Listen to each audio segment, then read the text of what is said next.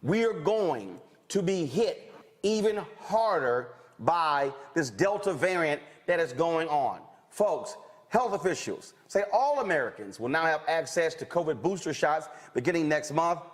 The U.S. Center for Disease Control and Prevention, the U.S. Food and Drug Administration suggests getting the booster shot 8 months after your second dose to be made available beginning September 20th. The CDC believes up to 664,000 deaths will be reported by September 11th. Now, folks, the country has more than 37 million reported cases and 640,000 deaths. Today, President Joe Biden said we are still in the pandemic of the unvaccinated.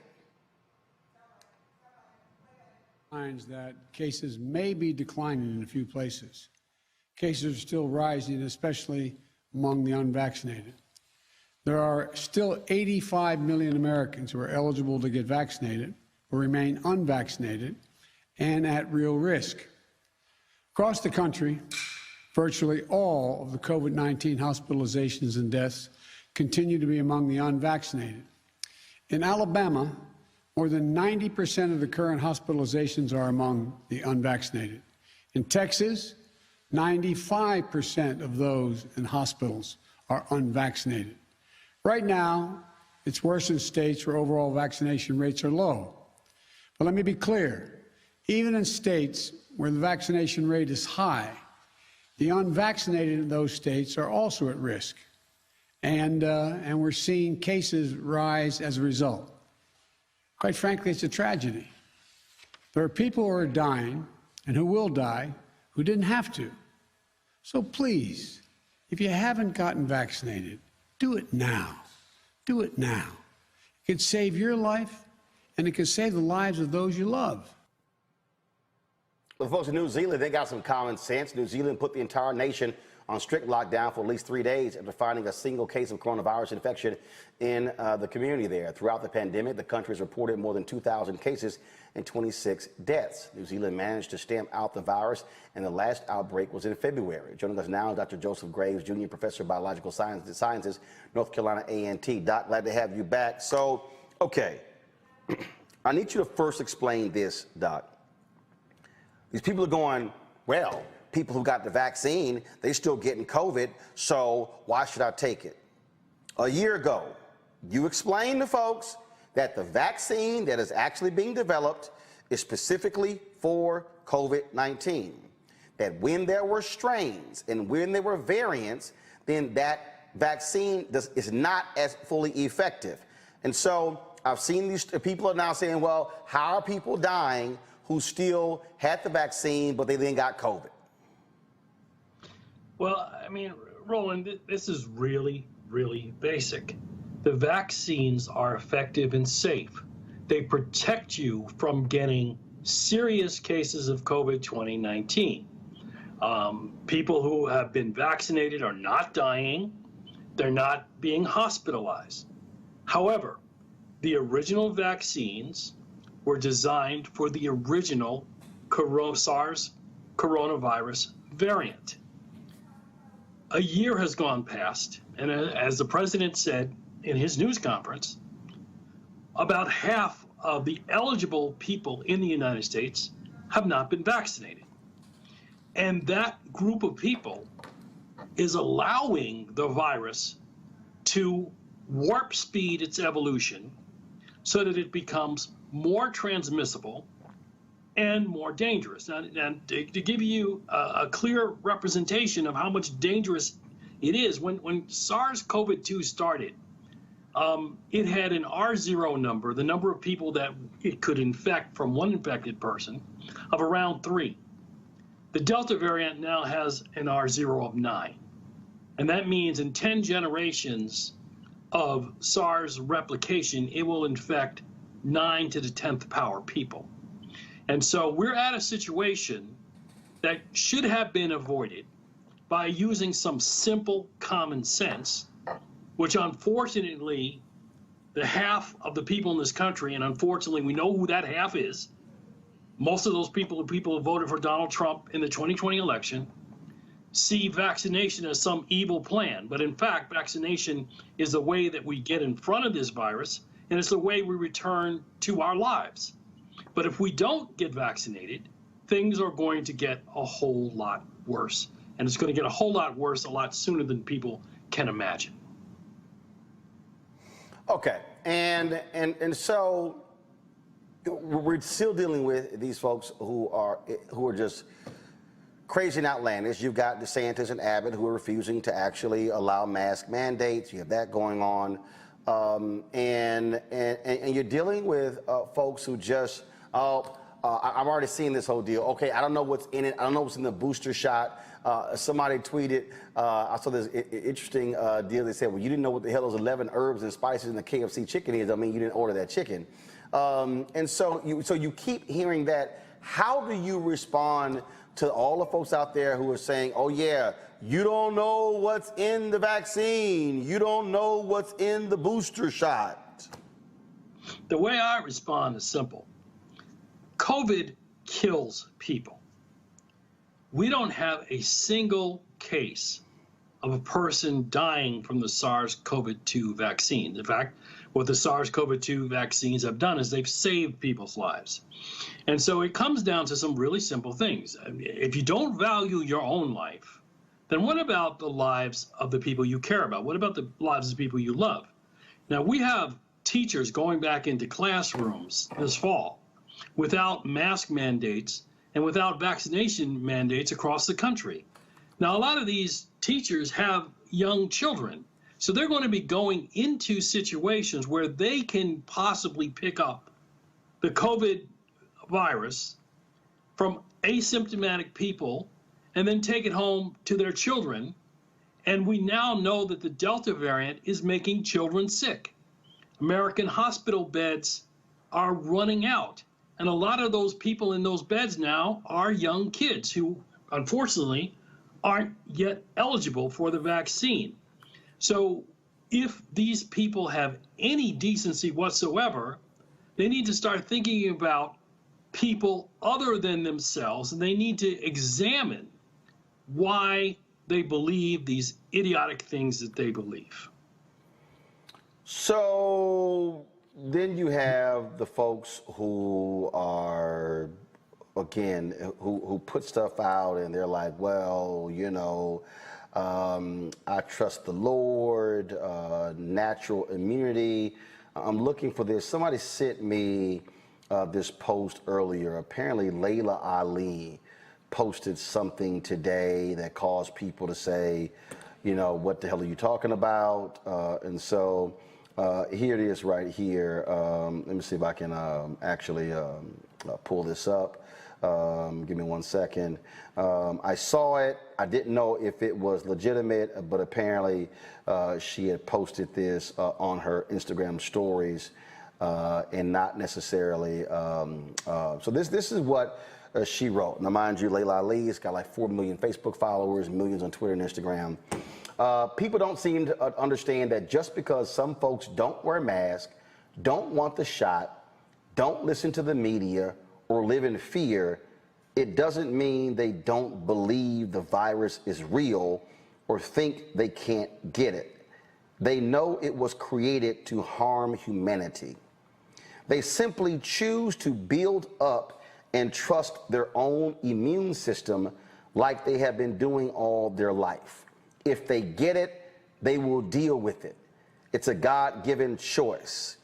I know this kind of faith is impossible for some to comprehend, but lean not on your own understanding. Before you claim they are putting others in danger, you should do your own research to learn if that's actually true.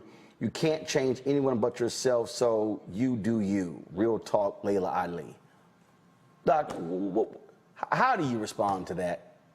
Well, the first thing I want all your viewers to know is that not only am I a research scientist, but I'm a confirmed Episcopalian. I go to church every Sunday. I've served on the COVID vaccination task force of the Episcopal Diocese of North Carolina. This morning, I was in a session with the faculty and the staff of the New Brunswick Theological Seminary. These are people who study the Word of the Lord and who are in service to their communities. And none of them are saying things like that. And so, we have had a history of some bad science, and we've also had a history of some bad theology. And so, I do want people to think for themselves. I do want them to be introspective. I do want them to have strong faith. But, in the words of the famous joke about the man who was sitting on top of a house in floodwaters, and when the boat came to rescue him, he said, I don't want a boat, I'm waiting for God to rescue me. And then when the helicopter came to save him, he says, well, I don't want to get on the helicopter, I'm waiting for God to rescue me. And then after he died from the flood and got to heaven, and he asked God, why didn't you rescue me? Well, God said to him, well, I sent you a boat and I sent you a helicopter. And so that's where we are, okay? We have God-given intellect, which has allowed us to develop one of the strongest biomedical and biotechnology research infrastructures in the world, and hospitals and medicines that can prevent people from getting sick and dying. The SARS-CoV-2 vaccines are the result of the tremendous advancements that have occurred in the last 20 years. When people say the vaccines came out so quickly, the reason they came out so quickly is because our science and understanding of how to make vaccines went through a huge jump in the last 20 years. And so when we have something that is as valuable and as important as this technology, which can save lives, it just seems to me that this is not good theology to say, oh, well, let's just wait for God to send an angel rather than a helicopter. Again, as a person of faith, I have to stand resolutely against that kind of bad religion. Well, Pastor John P. Key, I think probably is in line with you. He put this on Instagram today. We're going to try to have him on the show tomorrow. This is what he said. This thing seems to only hit home when it affects the people you know, hashtag your family. Today, I've received tons of horror stories that I will not post. I'll go out on a limb and tell you I believe this disease is preventable. We pastors beg you to take the necessary precautions, and you laugh, mock, and criticize us, and now your family is angry because the church won't handle your $12,000 funeral expense. Says it all, Roland. It says it all.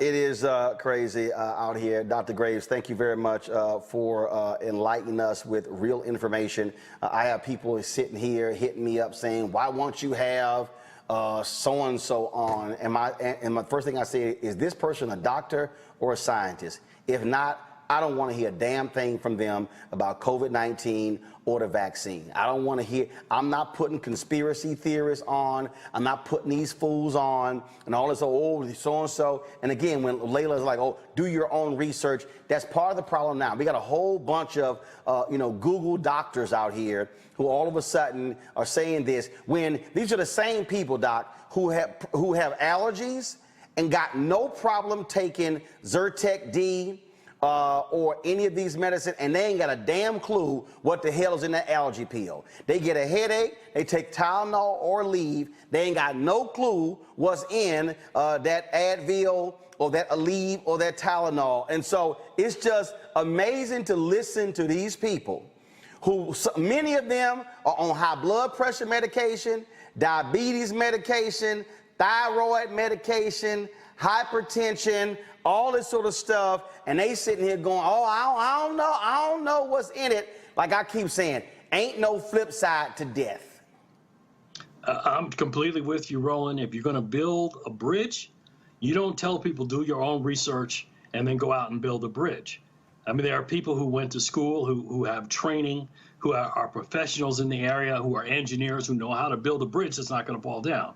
In the same way, with regard to medicine and science, there are people, and I'm not saying just white folks, there are credible research scientists who are African Americans who have been working to help end this pandemic from the very start. In fact, as I'm sure I've said on one of your earlier interviews, one of the people who helped design the Moderna vaccine, Dr. Kitzmetzia Corbett, is an African-American woman who graduated from UNC Chapel Hill and is now at Harvard at the Chan School of Public Health. So if folks won't listen to us, I don't know what kind of research they're doing. Because if I want to build a bridge, I'm not going to go to somebody who builds shanties for a living. Well, in fact, I'll leave it on this point. It's a whole bunch of folks taking vitamins. They probably haven't even read the back where they say the FDA, the Food and Drug Administration, has not approved any of this, but they actually believe that those vitamins make them better. Yeah, and that's one of the things that we're working very hard, particularly at North Carolina A&T, to do, to build more African-American students who go into engineering, into medicine, into biomedical research. We have, leading academic institutions that are working to help end this pandemic. And so one of the things I'll say to your viewers, if you want to see this end, you should be supporting your HBCUs. Absolutely. Dr. Graves, we appreciate it. Thanks a lot. Thank you, sir. Folks, back to our Roland Mark Unfiltered video in just one moment. Football bands and one of the best fan experiences in the country. The Cricket MEAC SWAC Challenge kickoff returns to Atlanta on August 28th, along with special guests, College Game Day. Then Alcorn State takes on North Carolina Central with conference bragging rights on the line. Center Park Stadium is the place to be on August 28th. Come tailgate all day before enjoying a primetime matchup on the gridiron. You don't want to miss this. Check out MEACSWACChallenge.com for more information. And of course, we'll be live in Atlanta August 27th and 28th, supporting the SWAC MEAC Challenge in partnership with Coca-Cola. Friday, we'll broadcast the show from the Atlanta Braves Baseball Stadium, interviewing officials with the SWAC and the MEAC, plus the university presidents. On Saturday, August 28th, we'll be broadcasting live from the Coca-Cola fan zone outside of the stadium. And then, of course, we'll be live streaming the halftime show and the performance after the game. So check out Roland Martin Unfiltered from the SWAC MEAC Challenge in Atlanta. And don't forget, the game airs at 7 p.m. Eastern on ESPN on Saturday, August 28th. These folks are saying, damn the children. They are ignoring all this data we keep seeing. They're ignoring the ICU cases. They're ignoring all of these things because they now want to make this thing out to be, oh, that's a personal thing. See, now you want to see stupid? Boom. This literally just dropped 5 seconds ago from the Texas Tribune. Breaking. Texas Governor Greg Abbott is asking hospitals to delay certain elective procedures so space can be freed for COVID-19 patients. He still won't let local governments and schools require masks or vaccines. What an asshole. That's a nice way of putting it, Roland. I mean, that man is a certified public idiot. And many people had to wait until, April, May, June of this year to get elective surgery. And now he's asking them to put it off again because his intellectually deficient behind can't figure out that masks are important, that vaccinations are important. He's playing Russian roulette with people's lives, and he's doing it for political gain. And somebody in the Republican Party, because we can say all we want as Democrats, they're not going to pay us any mind.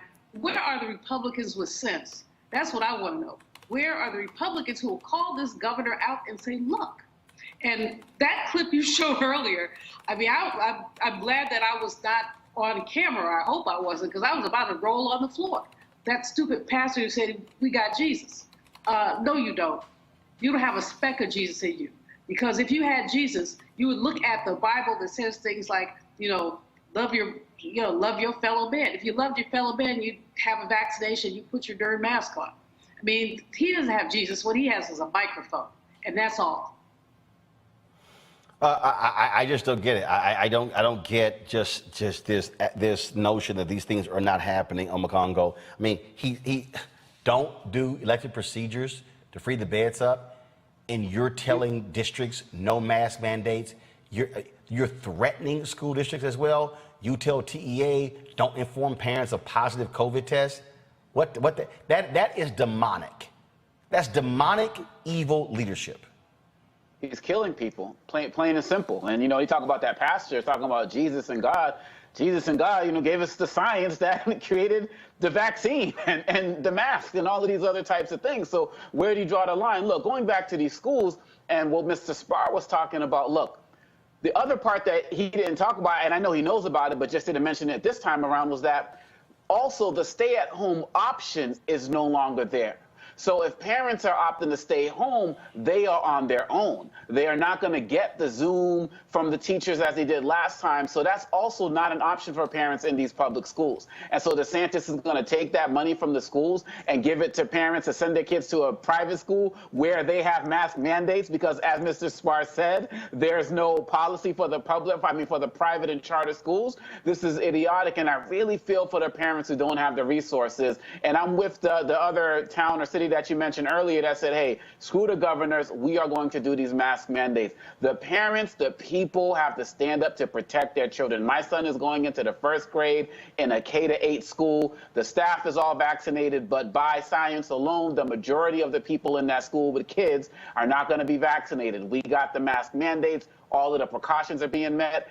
And we also know that our public schools because they're not getting the financial resources, they are not being able to retrofit. They're not being able to do all of the things with the ventilation and all of that. So we're sending them into death traps, and they're going to be going home to their communities and spreading this at an even faster rate. Governors got to go, and the people need to stand up across the country to save our children and everybody that they might infect as well. Mustafa, last point here. Go to my computer, please. This was from Associated Press. Breaking. Arkansas reports the largest number of COVID-19 hospitalizations in the state since the pandemic began.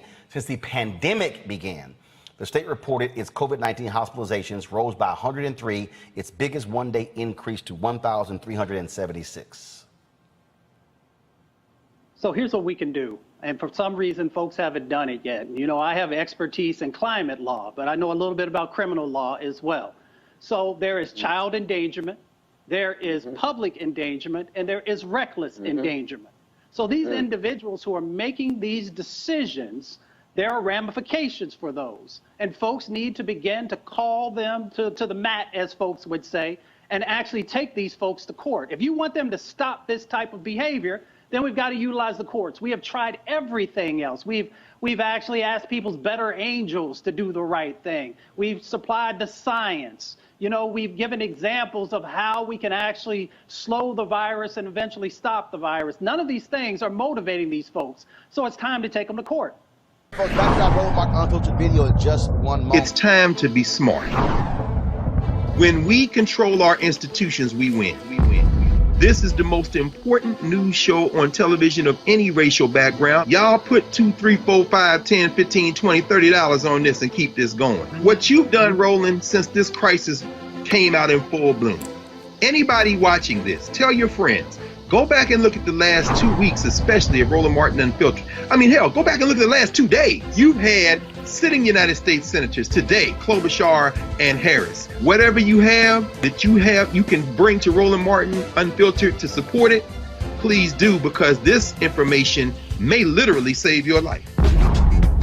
Watch Roland Martin Unfiltered daily at 6 p.m. Eastern on YouTube, Facebook, or Periscope, or go to RolandMartinUnfiltered.com. Support the Roland Martin Unfiltered Daily Digital Show by going to RolandMartinUnfiltered.com. Our goal is to get 20,000 of our fans contributing $50 each for the whole year. You can make this possible. RolandMartinUnfiltered.com. A man posted on TikTok. He was venting his frustrations with increased COVID cases of the unvaccinated. Take a listen. Hey folks, how you doing? I just got a quick question about this whole COVID, not getting vaccinated and running to the fucking hospital once you get the virus fucking deal, because this shit is out of fucking control, all right? And I'm gonna give you a quick story on why I think it's out of fucking control.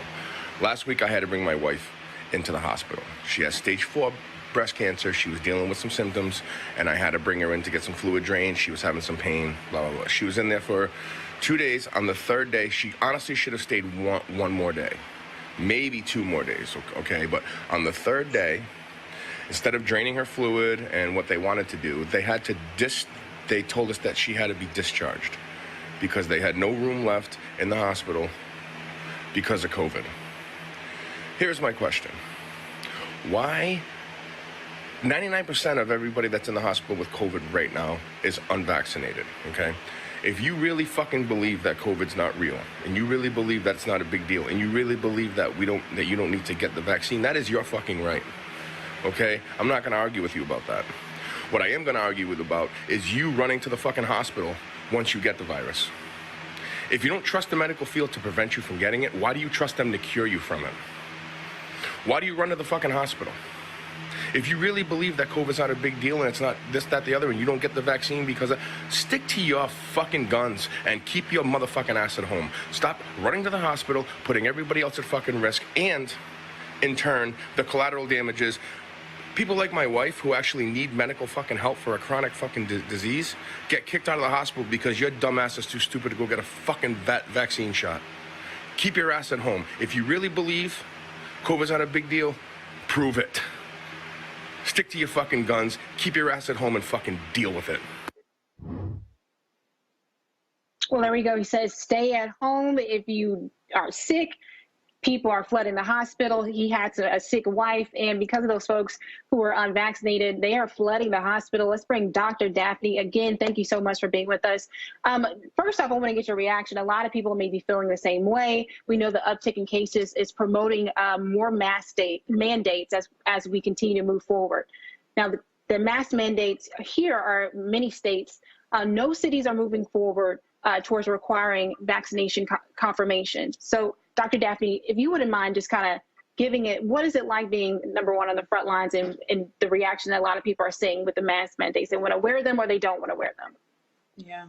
So I live and work in Long Island, a suburb outside of New York City, and I responded to the initial surge of the COVID-19 outbreak last spring. And I did both hospital rounds as well as outpatient care for COVID-19 patients. And as the pandemic has evolved and we've gotten smarter with technology, I can now make a diagnosis right here in my office with rapid testing, as opposed to having to say, based on this combination of symptoms, I suspect you have COVID-19, and then trying to make a decision about, does this person need to go to the hospital immediately? Should we watch and wait because of the bed crisis we had back then?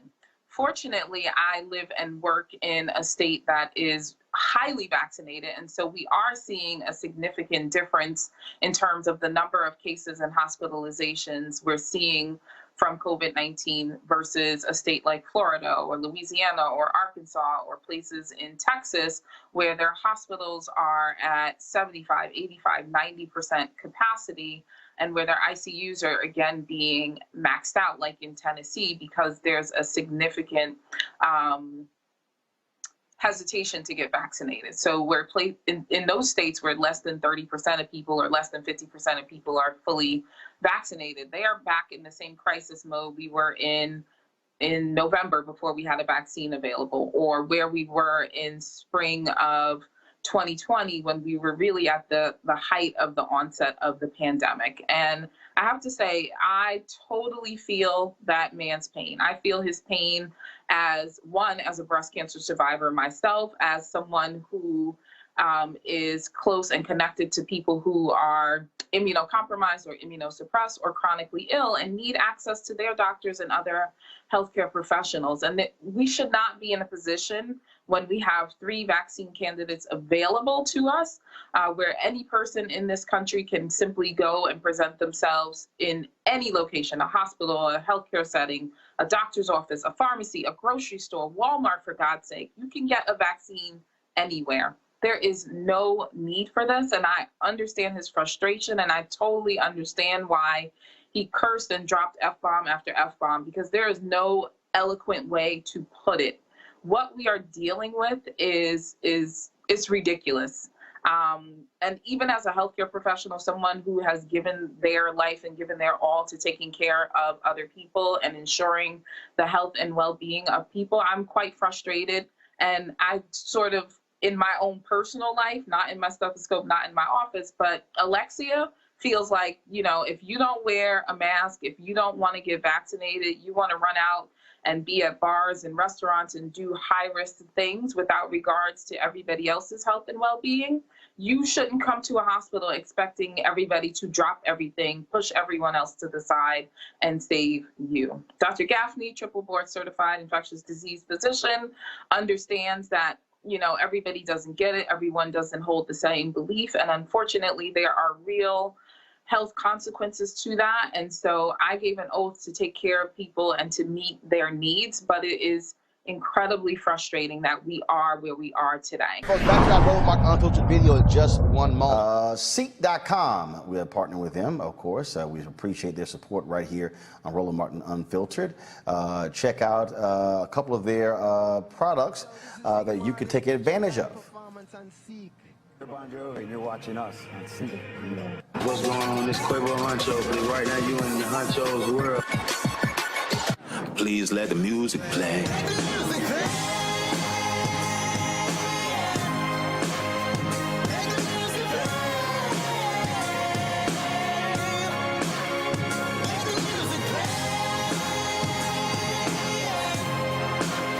Enjoy the Seek.com video by using one of their virtual reality headsets. All you do is just pop your phone right here into the VR headset and enjoy the content. You can also take advantage of their 360-degree headphones.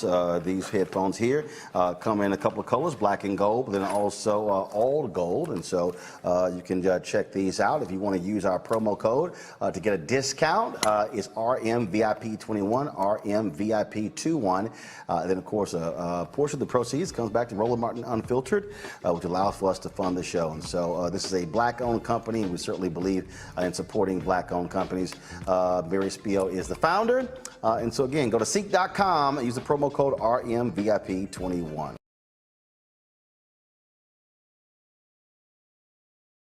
Now, folks, Florida has reported 134,506 new COVID-19 cases over the last week.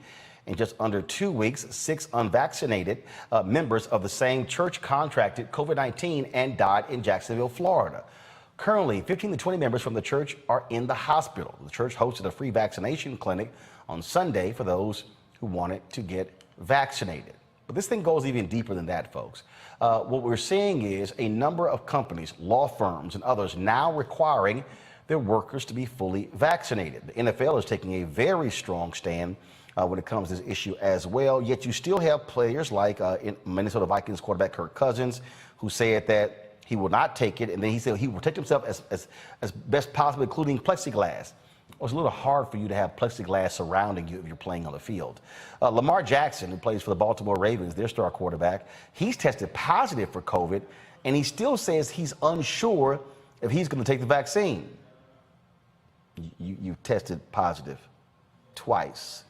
We are seeing, folks, more and more of these cases. We're seeing in hospitals where children are dying as a result of getting this Delta variant. It is causing significant issues all across this country. And so we've been keeping up with a lot of the folks who've been following this. More and more people also are posting all types of videos, things of that nature, in order for people to understand what's going on. We've had on the show before, of course, the brother out of Arizona. He's goes by Cleavon MD. This is what he actually posts on his page, on his Twitter page. He has an ongoing graphic, guys. Let me know if y'all can see it. All right, we're going to figure out what's going on here. I want to pull that up because it really jumped out at me. And so let me just get this straight here. I want you to see this. What he does is he posts ongoing messages on his social media account with regards to COVID, what's happening with COVID. And it goes by Cleavon, CLEAVON _MD. And so what he does is he, I got it, Anthony. I think this is going to be the fix right here. Let's see if this works. I got it. We're up. So I want to show you this here. So this is what he's going by. You go to the hashtag souls lost to COVID, souls lost to COVID. And what he does is he posts a lot of these items. They are teachers, they are doctors. I saw a story the other day, post the other day, of a gentleman who is an architect in Arkansas. He felt he was healthy, 49 years old, did not want take the vaccine, but he's now dead. And it's causing a lot of conversation in the community where he lives because people are now talking about it, and it's now gotten their attention. His wife actually gave a comment where she said that now people realize this is an issue by saying that now they realize it comes to their doorsteps. This says a whole lot, folks, as well. Back to that Roland Martin Unfiltered video in just 1 moment. It's time to be smart. When we control our institutions, we win. This is the most important news show on television of any racial background. Y'all put $2, $3, $4, $5, $10, $15, $20, $30 on this and keep this going. What you've done, Roland, since this crisis came out in full bloom. Anybody watching this, tell your friends. Go back and look at the last 2 weeks, especially of Roland Martin Unfiltered. I mean, hell, go back and look at the last 2 days. You've had sitting United States senators today, Klobuchar and Harris. Whatever you have that you can bring to Roland Martin Unfiltered to support it, please do, because this information may literally save your life. Watch Roland Martin Unfiltered daily at 6 p.m. Eastern on YouTube, Facebook, or Periscope, or go to RolandMartinUnfiltered.com. Support the Roland Martin Unfiltered Daily Digital Show by going to RolandMartinUnfiltered.com. Our goal is to get 20,000 of our fans contributing $50 each for the whole year. You can make this possible. RolandMartinUnfiltered.com. Robert and Vi Herring, both in their 70s, were lifelong residents of the area, married 34 years with 5 children between them. They didn't like the idea of getting the vaccine, their children said. They became sick after attending a 52nd high school reunion and died within 3 days of each other at a Fort Smith hospital in late July. Now, Shonda Parrish is their daughter. She considered her father her hero. She's devastated, she said, clinging to waves of numbness between grief and anger. The deaths have caused a rift within the family, whose children remain split on their views of the vaccine. Ms. Parrish, by the way, who is a nurse, says she still won't get it. She simply doesn't trust a newly created vaccine. She doesn't regret that her parents didn't get vaccinated, she said. It was their choice. Instead, she regrets that she was quarantining ahead of a cancer treatment when they fell ill and couldn't be involved in pushing to get them hospitalized sooner. Ms. Parrish's last interaction with her father was a voicemail from the hospital of him moaning and gasping for breath. It doesn't even sound human, she said. I don't like hearing it, but I can't delete it.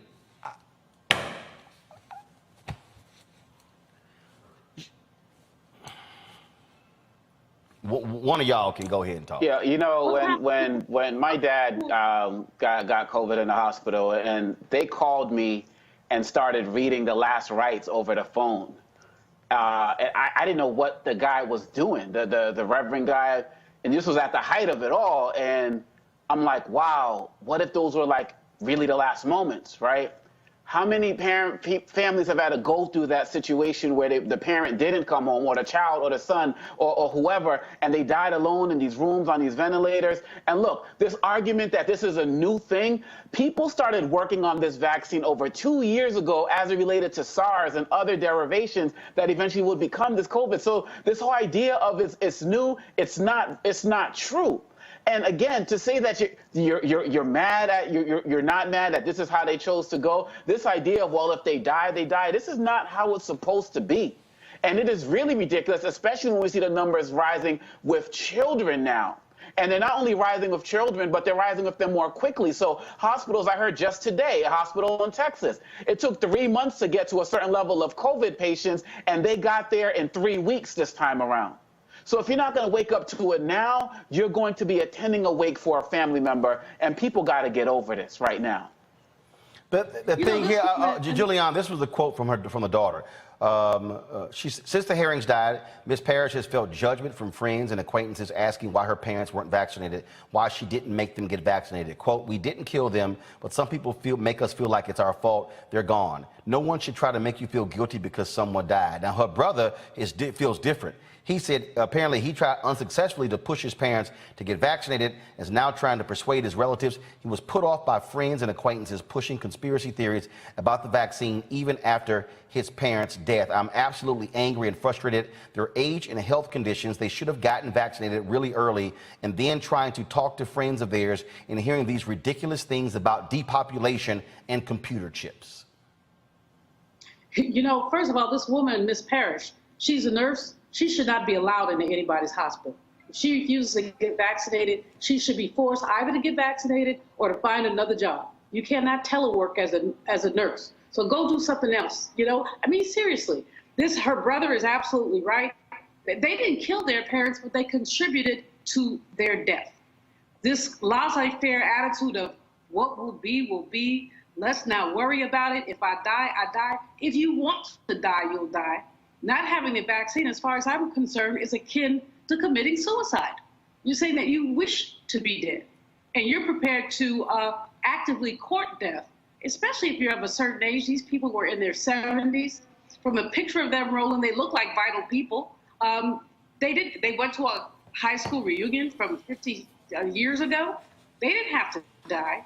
They chose to die by listening to all this gobbledygook that keeps coming from wherever. And I don't know who these people are, but I have to confess, I have a sibling who refuses to get the vaccination. And no matter what we say to him, you know, it's a white man's conspiracy. It's he doesn't trust it. And whatever he has to say, it's absurd.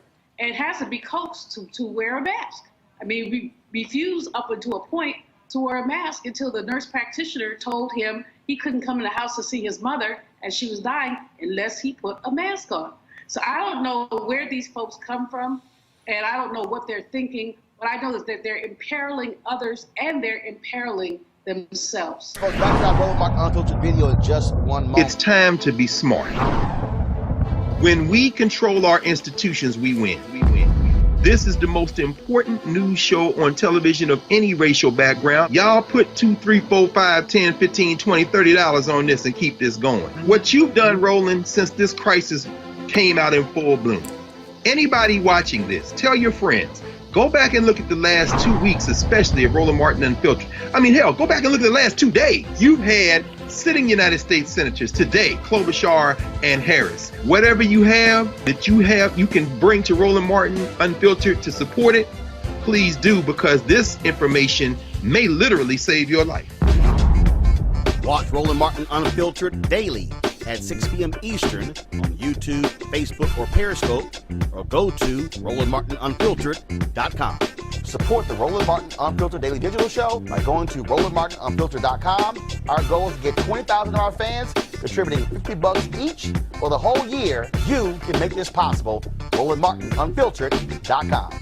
You are continuing to seeing the pressure that's being applied to what's going on. Man, you've got in Florida, where you've got Ron DeSantis, who's an idiot governor, where school districts are opposing him. He's threatening to actually hold the salaries of superintendents who move forward on a mask mandate. One of those superintendents said, fine, I'm not here, hold my salary. I'm here to educate these children and to keep them safe. In Texas, school districts are fighting Governor Greg Abbott there as well. I had a chance to talk with Surgeon General Vivek Murthy about COVID-19, the vaccines, the variants, and also how vitally important mask mandates are to protecting Americans.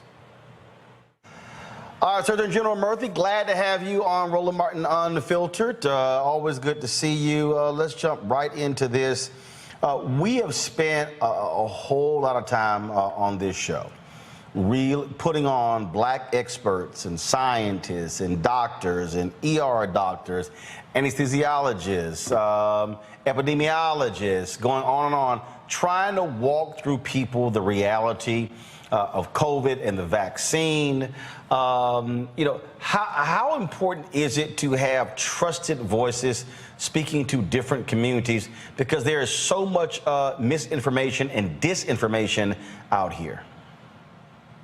Well, Roland, it is absolutely essential that we have trusted messengers telling people the truth about what science tells us about COVID-19 and the vaccine. You know, in the old days, we used to say that information is power, but it turns out that information plus is power, because people are awash with information right now. They're trying to figure out what they can trust and what they can't, what's true, what's not.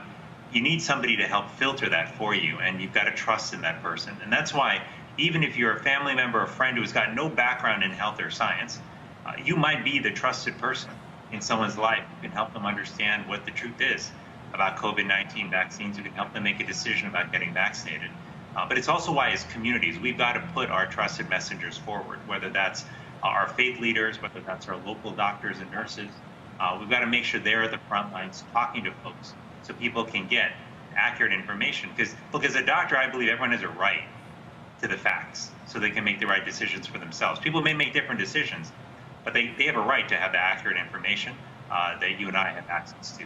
And that's why trusted messengers are so important. But what do you make of the folks who keep saying, especially we see these folks on the right who keep saying, I saw Senator Rick Scott the other day, you know, people have a choice, people have a choice.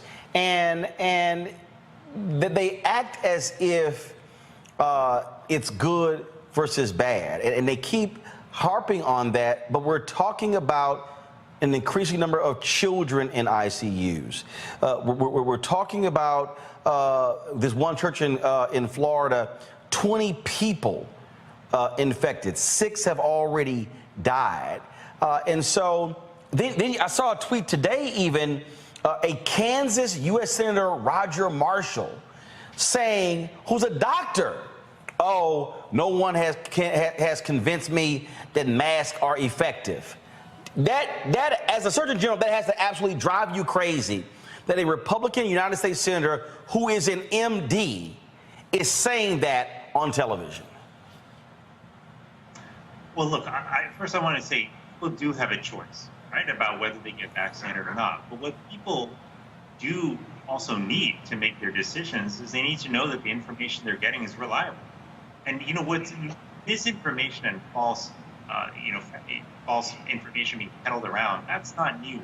But what is new is the speed, the scale, and sophistication with which this misinformation is spreading everywhere. So, you know, I agree that people should have a choice. But how are people supposed to make the choices that are best for them? They don't have accurate information. This is why a couple of weeks ago, when I issued a Surgeon General's advisory confronting health misinformation, and one of the groups that I called to action on this were actually technology companies, especially social media platforms, which for years have allowed misinformation to spread like wildfire and have not done nearly enough to address it. That misinformation is now affecting our health. It's costing us in terms of hospitalization, lives lost, is people have said they don't want the vaccine because they've out about the COVID-19 vaccine. So this misinformation has not been. And if you're helping, if you're contributing to the spread of misinformation, like on these social media platforms, you've got to step up, address that, it's costing people their life. But what I'm struggling with, again, I've seen Dr. Anthony Fauci going sparring back and forth with Senator Rand Paul of Kentucky, doctor. Again, Senator Roger Marshall, doctor. I was reading the other day in Arkansas, there's an ER doctor who is in the state legislature who voted, who is trying to give out information about COVID, yet he voted again. He voted for banning mask mandates in Arkansas and said, well, our numbers were dropping. I'm still struggling with that. I'm not quite sure. Yet I've seen the studies that come out that lay out that masks do work, that depending upon the mask that you're wearing, it is stopping the transmission of particles. And so we literally are fighting over masks, and you're sort of like, okay, what in the world more can we say and do to get people to understand that even though you might get the vaccine, you still have to take precautions, which includes wearing a mask? Yeah, well, this debate on masks, I think, is very unfortunate because we have built up a body of data over the last year and a half that's told us that masks do help reduce risk. They have to be good masks, good quality masks, but they do help protect us. And I don't think history will judge us well when years later we look back on this and recognize that simply wearing a thin piece of material on our faces could have reduced our risk of a life-threatening disease, but we didn't do it because we were either misled by misinformation or led to somehow believe that the mask was harmful to us, which it is not. So we've got to recognize what we're up against, which is a powerful, formidable virus that has cost us more than 600,000 lives. And we've got to take every measure we can to protect ourselves. Masks are one of these. Do they protect 100%? No, nothing does. But they do reduce risk. And vaccines are another critical piece of this. And as you mentioned, Roland, one of the recommendations the CDC recently put out is that if you are fully vaccinated and you're in part of the country where there's a lot of virus circulating, which is the vast majority of the country right now, that when you go to public indoor spaces, you should also wear a mask because there's a chance that you might transmit the virus to others. Now, you'll be okay yourself, most likely. This is a really critical point to make. The vaccines still work to save your life, ending up in the hospital, and they also reduce your risk of even getting mild infection. But if you do end up being one of the minority of folks who gets a breakthrough infection, it'll probably be either mild or you won't even have symptoms at all. But you could pass it on to somebody, which is why this is asking vaccinated people to wear masks in the setting. Okay, can you really hone in on that? I had a woman who tweeted me today who she said, you folks are pushing the vaccine. She said, I had a family member who had the vaccine, yet they still passed away. And I keep saying, folks, no one said that the vaccine is 100% effective. In terms of you could do whatever you want, and you're never going to get it. Second, walk through that the vaccine that was created was for COVID-19, but it was not specifically for the Delta variant. And I think that's also what's confusing to people because they go, oh, COVID vaccine, then that's just going to protect me from anything and everything, and not understanding how viruses work and how they mutate and how they change once they interact with the human body.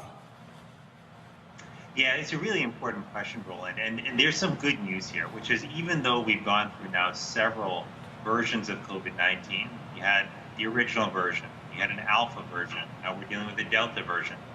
The good news is that the vaccines that were developed still have broad protection across those, particularly when it comes to preventing us from ending up in the hospital or losing our life. That is the good news. But they are different viruses in the sense that they act and behave differently. So the Delta variant is far more transmissible than any version of COVID we've seen to date. That means you've got to be a bit more cautious. It's also, there's some data that indicates it may cause more severe infection, making more likely to end up in hospitalizations for people who are unvaccinated. So they should particularly be cautious. But even though the vaccines still work, and this is again another reason why even in the face of Delta, you should still get vaccinated, we can't bank on that always being the case for future variants. So if we allow the infection to continue spreading rampant in our population because not enough people are vaccinated, that means there's a greater chance that more variants will develop and we may have trouble down the line. And so we have a chance now. We still have vaccines that work for Delta and the other variants to really make sure we're doing everything we can to vaccinate everybody, get cases down, keep them down. And that's how we're going to reduce our chances of variants down the line. So when you say other variants and what may happen with those other variants, and I heard that Dr. Fauci testify that the variant, and why is it more deadly? So how is a variant more deadly than the original one? Can you explain that for people, again, who don't quite understand the science behind this? Sure. So what a variant is it's a different version of a virus, and that version comes about because of some mutation in the DNA that takes place. Now, when mutations take place in your DNA, they can affect the structure of the virus and how it functions. So some changes in the structure of a virus might make it easier to latch onto your cells and to infect you. That might make the virus more transmissible, in a sense. Other changes to the virus might make it more successful at damaging your cells or causing inflammation in your body, which could show up as more severe illness. It all depends on the nature of the change. Now, viruses mutate all the time, and most of the time, Roland, the changes that happen are not really consequential. But every now and then, there'll be a change that leads a virus to behave differently in a way that causes this harm. And that's actually what we see with Delta. We should just expect that this virus, being what it is, which is a coronavirus, a virus that mutates a lot, it's going to keep changing. And so that's why we often say we're in a race against the virus, the vaccines versus the variants right now. And the quicker we vaccinate, the less of a threat future will be. And so on that particular point, then, when we talk about trying to vaccinate as many people as possible, and again, I'm trying to make this as easy as possible for people to understand. If we vaccinate as many people as possible, then what that does is it decreases the number of people that, if they get COVID, that then it might create a new mutation. If you have more people who are not vaccinated, which essentially, tell me if I'm right or not, we're giving the virus more opportunities to be able to go into a human body and then mutate and then create a new variant. That's right. The virus can only mutate if it's inside somebody, actually infected someone and it's replicating. So if you've got somebody who's vaccinated, there's a much lower risk of getting infected, the chances are the virus won't be able to hide inside, replicate, cause these mutations, and lead to new variants. So that's why more people vaccinated means fewer places that the virus can hide. And that means less of a chance that it's going to change and form a new dangerous variant.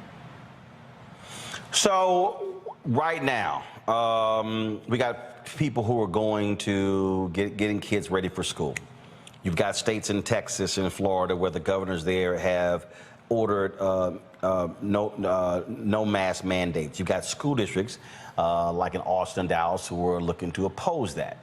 There's a parent out there right now, they're afraid. They don't know what to do. You have these conflicting messages going on. Are you saying what is your advice to any parent? Are you saying, hey, forget what these folks are saying, even if there's no mask mandate, you tell your child you're going to school with a mask on and you're going to keep it on the whole time?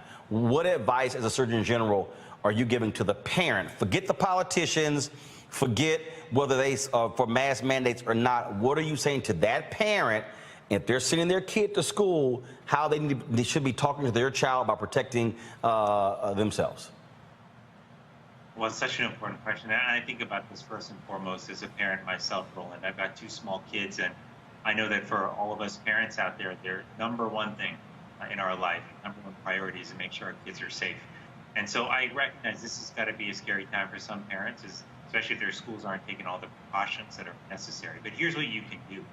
Even if your school does not have mandates, make sure your child wears a mask and wears a high-quality mask, because that's going to be important for protecting them Make sure your child is also washing their hands regularly. If you want to send some hand sanitizer in a small bottle with your child as well, if you don't have easy access to the sink all the time, then do that as well. Make sure they use it often so that they don't pick up infection and then touch their face and transmit it to them. And also, whenever your child can be in outdoor settings, if there's an opportunity to be, in class outdoors, to do a session, outside, if the ventilation is good, that's a lower risk setting for the virus to spread. And finally, I would just say this: as a parent, I think it's really important for all of us as parents to be involved in what happens in our schools and making sure that principals and the school board hear your voice as a parent who's concerned about your kids, making sure they know that you believe that all these layers of precautions, from testing to better ventilation to wearing masks in school, is something that you're in favor of because it'll help keep the kids safe. That's really important for school boards and for teachers and administrators to know. So those are some things we can do, but I know that this is a tough time for parents, and there are unknowns out there. We're going to have to see how things go. But if you take all of these precautions that I'm mentioning, it will reduce the risk, and it will help keep the child safe. And for folks who don't really understand this, you have been, in your family, have been extremely impacted by this COVID virus. Yes, Roland, my family is like so many families. We've lost loved ones with COVID-19. We've lost 10 relatives, had many more who have gotten sick and thankfully have survived but have gone through rough times in the hospital. No one's been left untouched by this virus, and that includes my family. But it's also why, when I think about those family members, I'll tell you this: one common thing about 10 of them is that they didn't have the opportunity to get vaccinated that so many of us did. And I so wish that I could transport them forward in time to a moment where vaccines were a lot more available and easy to get. Some of my relatives died somewhere in India, but that was the common thread. And if they had the vaccine, I dare say that many, if not all of them, would be alive today. And so once we lose someone, we can't bring them back. We have an opportunity now to protect the people we love, and we can do that by encouraging them to get vaccinated. Last question for you. We've been talking about communication, and now all of a sudden the Biden administration is now talking about doing targeted peace. I've been one of the folks who've been highly critical of the ad agencies that have been spending money out there. There's a phrase in advertising called spray and pray, and they just sort of just been throwing the money out there. And me and my partner said early on, you've got to target the resources to communities, to areas, to regions of the country where they're important. Is that actually happening now? Are you and the COVID response team in the White House, are y'all getting with the ad agencies, the people who are spending, frankly, millions and billions of taxpayer money to say, let's have a more effective use of how we're using the resources to reach the communities most in need? We had Terrence Woodbury on with Hit Strategies, who came out with polling data showing 52% of African Americans saying that they are not going to get the vaccine. That means that we need to be seeding Black-owned media and others getting that message out, because the messaging is really important. And I just think targeting is a lot different than just thinking, oh, let's just go broad, let's go general, and then hopefully people will get it. So is that sort of review, that analysis undergoing to make sure that those dollars are much better well spent?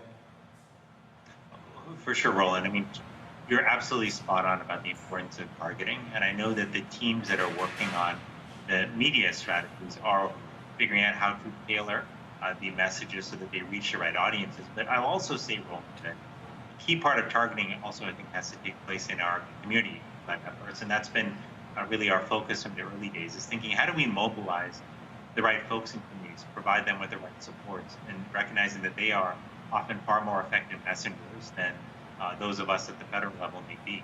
And making sure that we're targeting the right folks who are trusted is critical. I'll tell you one thing we know, Roland, is that about 80% of people say that they would like to talk to a doctor or nurse about their decision to get vaccinated. That means that we have to go to communities where vaccination rates are low, find the nurses and doctors who are trusted there, and make sure we support them in going out and talking to folks. So the community-driven targeted approach is equally as important as the ad-driven targeted approach. But overall, you're absolutely right that we've got to be tailored in how we make sure these messages and messengers are delivered. All right, Surgeon General Murthy, we certainly appreciate it.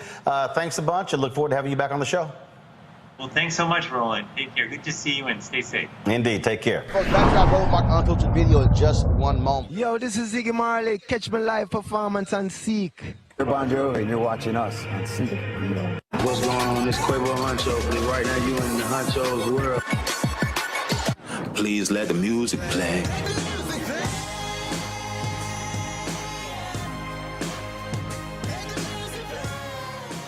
Of course, a couple of the products from the folks at Seek. They have their, of course, their great headsets. They're a 360-degree audio sound. You can see the. This is, of course, the box right here. You can get the headphones in black and gold. Mustafa, that's a great color, of course. Us alphas, we love that. And they also have the headset in all gold. And so, again, you can get this. This is a black-owned company. Mary Spio is the founder of the product. They also have, of course, their virtual headset. And so, let me grab that right here. This is their VR headset where you can actually place your phone inside of the headset, and you can check out their virtual reality content at seek.com. Use the promo code RMVIP21, RMVIP21. The proceeds of what you purchase comes back to support Roland Martin Unfiltered. Y'all know what we do on this show. We support black-owned businesses, and that's what we are about. So go to seek.com, use the promo code RMVIP21. And there are people who want to wear their mask, get vaccinated. Then there are people who don't. But then there's a gray area, and I feel that in the Black community, I know I have family members who are still just uncertain about the vaccine. And now with the Delta variant, on the rampage and on the rise, they're reconsidering should they get the vaccine or not. But with a lot of misinformation, they're still they still are undecided. What could you say to people who are in that gray area, who are Black and brown, who are in those higher rates of potentially, people who are much more prone to diseases and so forth? Yeah, and that's what exactly it, right? We are a much more prone community. The Black and brown community has been disproportionately impacted by this pandemic, and we will continue to be disproportionately impacted by this pandemic. I wholeheartedly understand. I get it as a Black woman, as a person in a Black woman's body who has had to engage with the healthcare system. I understand the history. I'm well aware of it. I understand the fear and the concerns that we as a people have, and those concerns are historic but legitimate. But the reality is that we are in a situation where the things that occurred during the Tuskegee experiment, or what happened to Henrietta Lacks, and all of the other common references that we use to refuse or dispute getting a vaccination, those things would not happen today. We have to stop thinking of ourselves as, guinea pigs. We have to stop thinking of the vaccination as being experimental. The people who were experimented on, they volunteered, right? And there were tens of thousands of people who volunteered for the greater good of society to be able to benefit from their personal sacrifice, from all of this research, all of these healthcare dollars, all of these federal dollars that were spent worldwide to ensure that we had a vaccine that was safe and effective to help prevent the spread and prevent people from being hospitalized and dying from this virus. So the vaccine has been well tested and well studied, and we're continuing to look at what are complications of the vaccines that might not have been predicted or might not have been picked up on during the original clinical trials. And so the fact that they are continuing to investigate, they're continuing to look, they're continuing to watch, and they're being so transparent, for me, is very reassuring. So when I'm talking to my Black and brown and indigenous brothers and sisters who died at rates that were much higher than our white counterparts, I say to us, listen, do you really trust a healthcare system that has continued to give us disparate healthcare, has continued to give us disparate outcomes? You trust that same healthcare system to save you when you get infected with COVID? Do you trust a healthcare system where in communities that are full of people that look like you and I and our brown and indigenous people, our brothers and sisters, where our hospitals tend to be grossly underfunded and understaffed and don't have access to research and experimental treatments, I don't trust going into that setting. I feel more comfortable and more confident in the fact that I'm fully vaccinated, and that if I choose to, I'm also a candidate to get a booster dose of this vaccine rather than take my chances with COVID-19. What will that virus do to me, and what will happen to me in a Black woman's body inside of a hospital in this country?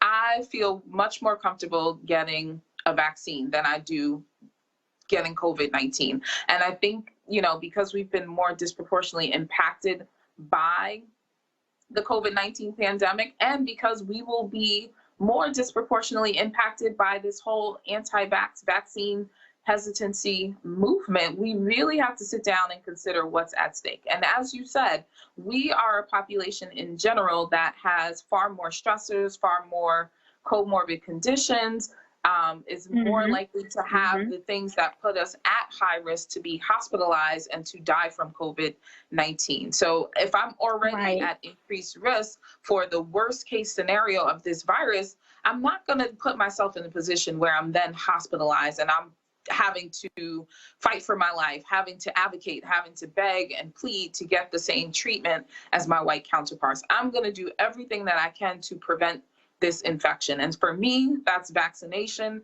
For me, that's wearing my mask. I never took my mask off, even when the mandates went away for vaccinated people. And I continue to avoid crowds. I don't eat inside of restaurants. I really try to do everything as safely as I can to just mitigate the risk of getting this infection. Folks, back to our Roland Martin Unfiltered video in just one moment. Seek.com, we are partnering with them, of course. We appreciate their support right here on Roland Martin Unfiltered. Check out a couple of their products that you can take advantage of. You're watching us on Seek. What's going on in this Quavo Huncho? Right now you in the Huncho's world. Please let the music play.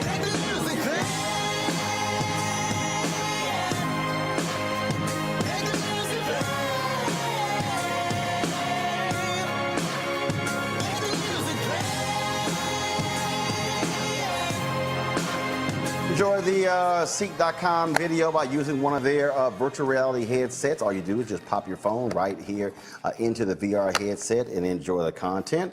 You can also take advantage of their 360-degree headphones. These headphones here come in a couple of colors, black and gold, but then also all gold. And so you can check these out. If you want to use our promo code to get a discount, it's RMVIP21, RMVIP21. Then, of course, a portion of the proceeds comes back to Roland Martin Unfiltered, which allows for us to fund the show. And so this is a Black-owned company, and we certainly believe in supporting Black-owned companies. Mary Spiel is the founder. And so, again, go to Seek.com and use the promo code RMVIP21.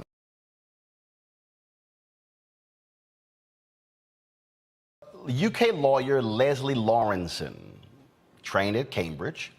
This is what he posted on Facebook after he got COVID. He died 9 days later. But he posted 2 videos. Watch this. I've got a very high temperature.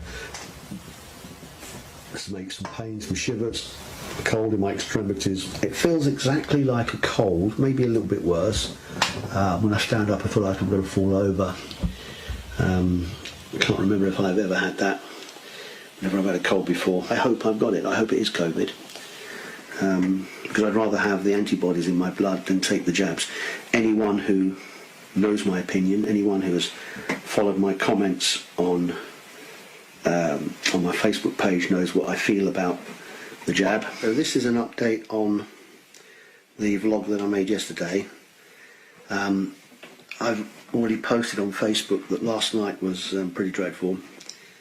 The symptoms that I had at 11:30 had massively ramped up. I don't know how long, probably about 6 hours I spent in a fetal position, trying to block out the pain. It was every part of my body was racked with the pain. If these are things that we have to suffer, it's part of living. You have to trust your immune system, and if the alternative is that we live in fear, that we create a bogeyman out of something that hopefully I'm showing isn't anything to be afraid of for 99.9% of us. We've got to deal with that. We've got to make the government aware that that is how we feel. People get flu, people get colds, people endure it and then get on with their lives. That's the way it's always been. COVID-19, in my view, and from what I've experienced so far, is nothing different, nothing different. But the dangers of, potential dangers from taking the experimental jab, for me, are not worth that risk. I'd rather take my chances with... Yep, he took his chances, Julian. Yes, he did. And I'm sorry that people don't believe science, but I'm not sorry for them.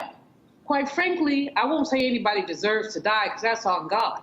But what I would say is this idiot deserved to die. I mean, he flaunted, not only did he flaunt his disrespect for science, but he basically attempted to influence others, talking about an experimental jab. We know this experimental jab works. We know that COVID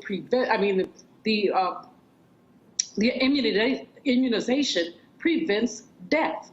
So, if you want to die, do it on your own. Don't basically advertise this and attempt to influence others. We've got a group of folks here at Cal State LA who are talking about it's illegal to make them basically take a vaccination. The campus policy is, as of August 23rd, when classes start, everybody needs to be vaccinated and or have a medical excuse as to why not. And there's those who are talking about their free speech rights and their right to decline it. Well, but you don't have the right to expose me. You don't have the right to expose other people or children. And so that's really where we are. This is beyond, they would say you put your fist out as far until it hits somebody else. And then you basically are in trouble. All these people are in trouble, and they seem to relish it, Roland. That's what makes it so bad. They seem to relish it. And only occasionally these wives, when their crazy husbands didn't take it and then died, then these wives say, oh, everybody should take it. You should have told your husband that one night.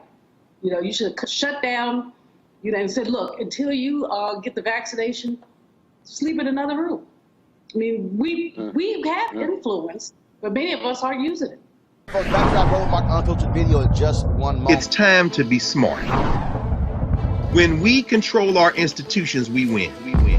This is the most important news show on television of any racial background. Y'all put $2, $3, $4, $5, $10, $15, $20, $30 on this and keep this going. What you've done, Roland, since this crisis came out in full bloom. Anybody watching this, tell your friends. Go back and look at the last 2 weeks, especially of Roland Martin Unfiltered. I mean, hell, go back and look at the last 2 days. You've had sitting United States senators today, Klobuchar and Harris. Whatever you have that you can bring to Roland Martin Unfiltered to support it, please do, because this information may literally save your life. Watch Roland Martin Unfiltered daily at 6 p.m. Eastern on YouTube, Facebook, or Periscope, or go to RolandMartinUnfiltered.com. Support the Roland Martin Unfiltered Daily Digital Show by going to RolandMartinUnfiltered.com. Our goal is to get 20,000 of our fans contributing $50 each for the whole year. You can make this possible. RolandMartinUnfiltered.com. All across the country, cases are exploding, and it is really happening in this, we call it this red belt. Alabama, Mississippi, Louisiana, Arkansas, Texas. Joining us right now is Dr. Alexia Gaffney. She's an infectious disease specialist. And just so people understand how maddening this is, Doc, you have the governor of Texas, this idiot, Greg Abbott, who now is threatening to pull the liquor license of restaurants that require COVID vaccination proof to enter the restaurant. I mean, but he's the same person begging neighboring states, hey, can you take free of ICU beds for citizens of Texas? I mean, that to me is the stupidity, where you have school districts and restaurants trying to be responsible, and this idiot, running after all these right-wing lunatics is saying, oh, I'm going to snatch your liquor license. And in Austin, I just saw the story. 2 restaurants in Austin, Texas, have stopped doing it because the Texas Alcoholic Beverage Commission threatened to pull their liquor license. Unbelievable. These people literally have blood on their hands, and they're completely unbothered by it. And apart from their political gain, it's like, what is the sense in all of this? Why would you put people's lives on the line? Why would you now put children's lives on the line? And why would you do it so willfully and so maliciously? What is being done here is absolutely dangerous. And when school districts and businesses try to work around these mandates, or really the lack of any sensible mandates, they're now being punished for it. It's despicable. Right now, we're seeing more pediatric hospitalizations for COVID-19 than we've seen in the entirety of the pandemic. And it is, as you said, it's in the red states. It's in the places in the country where there are the least amount of individuals vaccinated or fully vaccinated for COVID-19. And children 12 and under, or under 12, can't yet receive the vaccine. So in these southern states where children have already returned to school, where teachers may not be vaccinated, where it's unlawful to enforce a mask mandation, we're seeing schools shut down already within the first 2 weeks or within the first 3 days of school because of outbreaks and rampant exposure to COVID-19. And it is dangerous and it is life-threatening. This whole false notion that children were not at significant risk for COVID-19 infection in the early phase of the pandemic was simply true and unfounded. When COVID first hit the United States, we pulled our children out of school and we protected them. So we closed up the spaces where children most rampantly spread infection, and we protected them. So we did not see cases. And now people are trying to utilize or falsely utilize this data, give a false impression that children can sort of withstand COVID-19 infection, and we've thrown the children into the fire. Even though most children may do well with COVID-19 infection, it is completely senseless that any child should lose their life to this infection when it can be prevented, when it can be avoided. And they are pulling out all the stops to pretty much ensure that people will get sick, be hospitalized, and die from this infection. And it is senseless and it's dangerous, and it's very disheartening to see as a healthcare professional. Here are 2 tweets that I think sums it up. Tennessee Governor Bill Lee announces executive order that allows parents to opt out of local mask mandates imposed by school boards and independent health departments. This happens on the same day that he activated the National Guard to help hospital care for COVID patients. This is, cognitive dissonance at its finest. And why are we allowing the parents to choose for their children when the parents do not know any better? How can these parents decide that they know better than public health officials, that they know better than epidemiologists, that they know better than physicians, that they know better than scientists and actual researchers, not the people sitting on their toilet bowl Googling and watching Facebook videos and watching YouTube videos, but the people who have actually studied and understand how a pandemic works, how an epidemic works, how we can control the spread of infection. How we are deferring to parents who don't have their children's best interests at heart is beyond me. And in our communities, we've seen people have their children removed from their care or removed from their custody for lesser offenses. And we have these people who are willfully putting their children's life and health and well-being on the line to I don't even know why they're doing this. It's not to prove a point. It's really just to defy the people who have their best interests at stake. So now we have some folks who are really looking out for the best interests of everybody, and then we have other people who are just willfully defying that. And we're at a complete split, and it's costing people their lives. You have healthcare professionals who are burning out, especially in and around the Tennessee area. You have healthcare professionals saying, listen, we did all we could in the first wave of this pandemic, and we're doing all we can right now. But right now we're exhausted, we're burnt out, we're ready to quit, and we're just over it because all of this is preventable. And so it's literally like a civil war that's going on between those who are trying to protect the health and well-being of both the vaccinated people and the unvaccinated people, and those who are vulnerable but not yet candidates for vaccine, i.e. our children, and some of the most vulnerable adults in our population. And you have the people on the other side who just don't frankly seem to give a damn. There's not a better way to say it. Dr. Gaffney, we always appreciate it. Thank you so very much. One of the reasons why we continue to have black health experts on here and not what I call all of these Google physicians. Mm-hmm. Yes. Thank you for having me on, Roland. I appreciate it. Thank you so very much. Thanks a lot. Thanks a lot. Thank you very much. You do the same. Avis, on that particular point, I'm really sick of these people who don't even know what the hell is in an Advil. But when their damn head hurts, they'll take an Advil, but all of a sudden they want to question a COVID vaccine. I mean, really, for real. It's so infuriating because it's not like we can just take these people and plop them on an island someplace so that they could just infect each other and have a good old time with spreading around the Delta variant and every other variant that's going to come as a result of their stupidity. Okay? No, unfortunately, they're mixed among us. And when you have them in governor's offices, where they are literally, I would believe, honestly, they're just playing this for their own political gain. To me, it just boils down to nothing less than plain evil.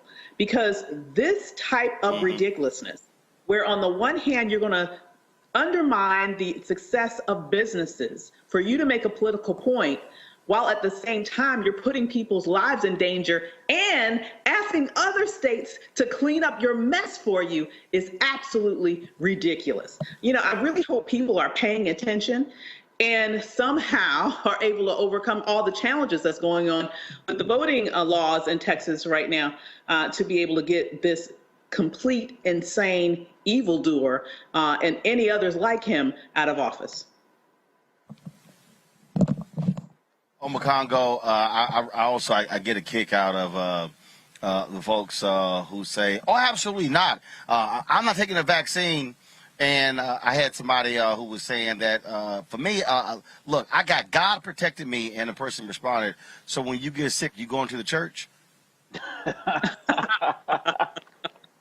That's a good one. That's a good one. Look, the way I see it, I say, you know, God sent us the scientists and the doctors that helped create the vaccine. And so it's like, where do you really want to draw the line as it relates to how much you're going to look to the sky, you know, for assistance?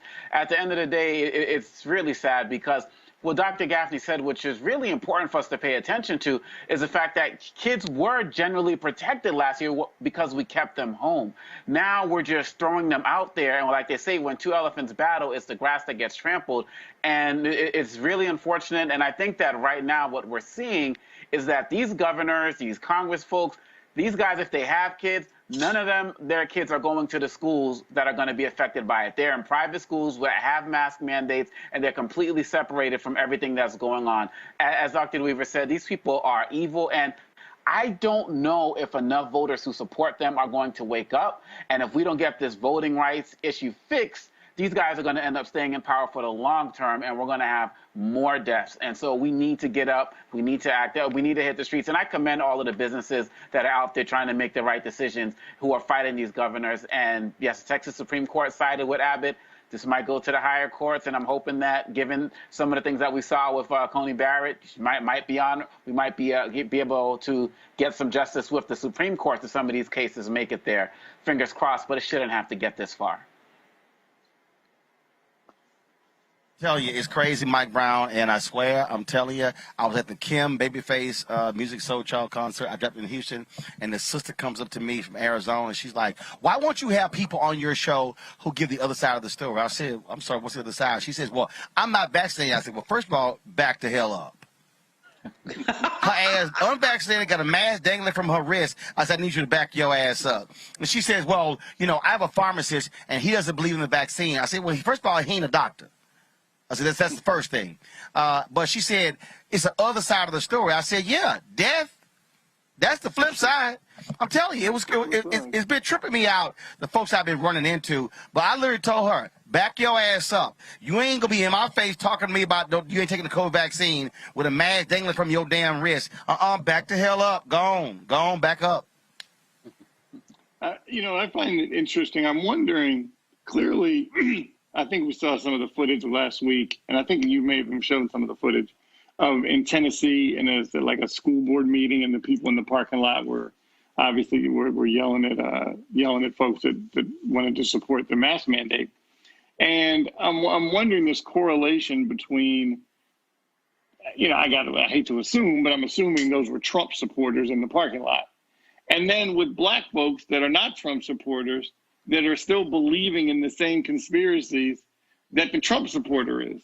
I mean, it's very interesting to me how that has occurred in this political dynamic. I mean, for example, I don't even know if some of these Trump supporters know, or even black folks that are believing in some of these conspiracy theories, Trump got the shot.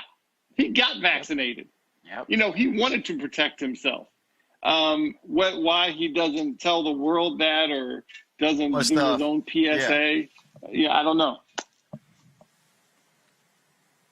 Well, we all know because they like talking to stupid people. That's what they like doing. Folks, back to our Roland Martin Unfiltered video in just one moment. Seek.com, we are partnering with them, of course. We appreciate their support right here on Roland Martin Unfiltered.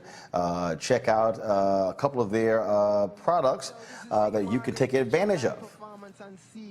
And you're watching us on Seek. What's going on? This Quavo Huncho, but right now you in the Huncho's world. Please let the music play.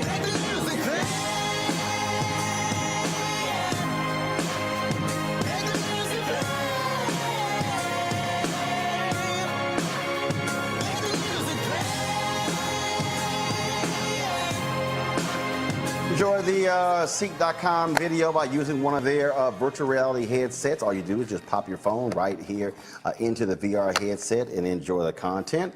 You can also take advantage of their 360-degree headphones. These headphones here come in a couple of colors, black and gold, but then also all gold. And so you can check these out. If you want to use our promo code to get a discount, it's RMVIP21, RMVIP21. Then, of course, a portion of the proceeds comes back to Roland Martin Unfiltered, which allows for us to fund the show. And so this is a black-owned company, and we certainly believe in supporting black-owned companies. Mary Spio is the founder. And so, again, go to Seek.com and use the promo code RMVIP21.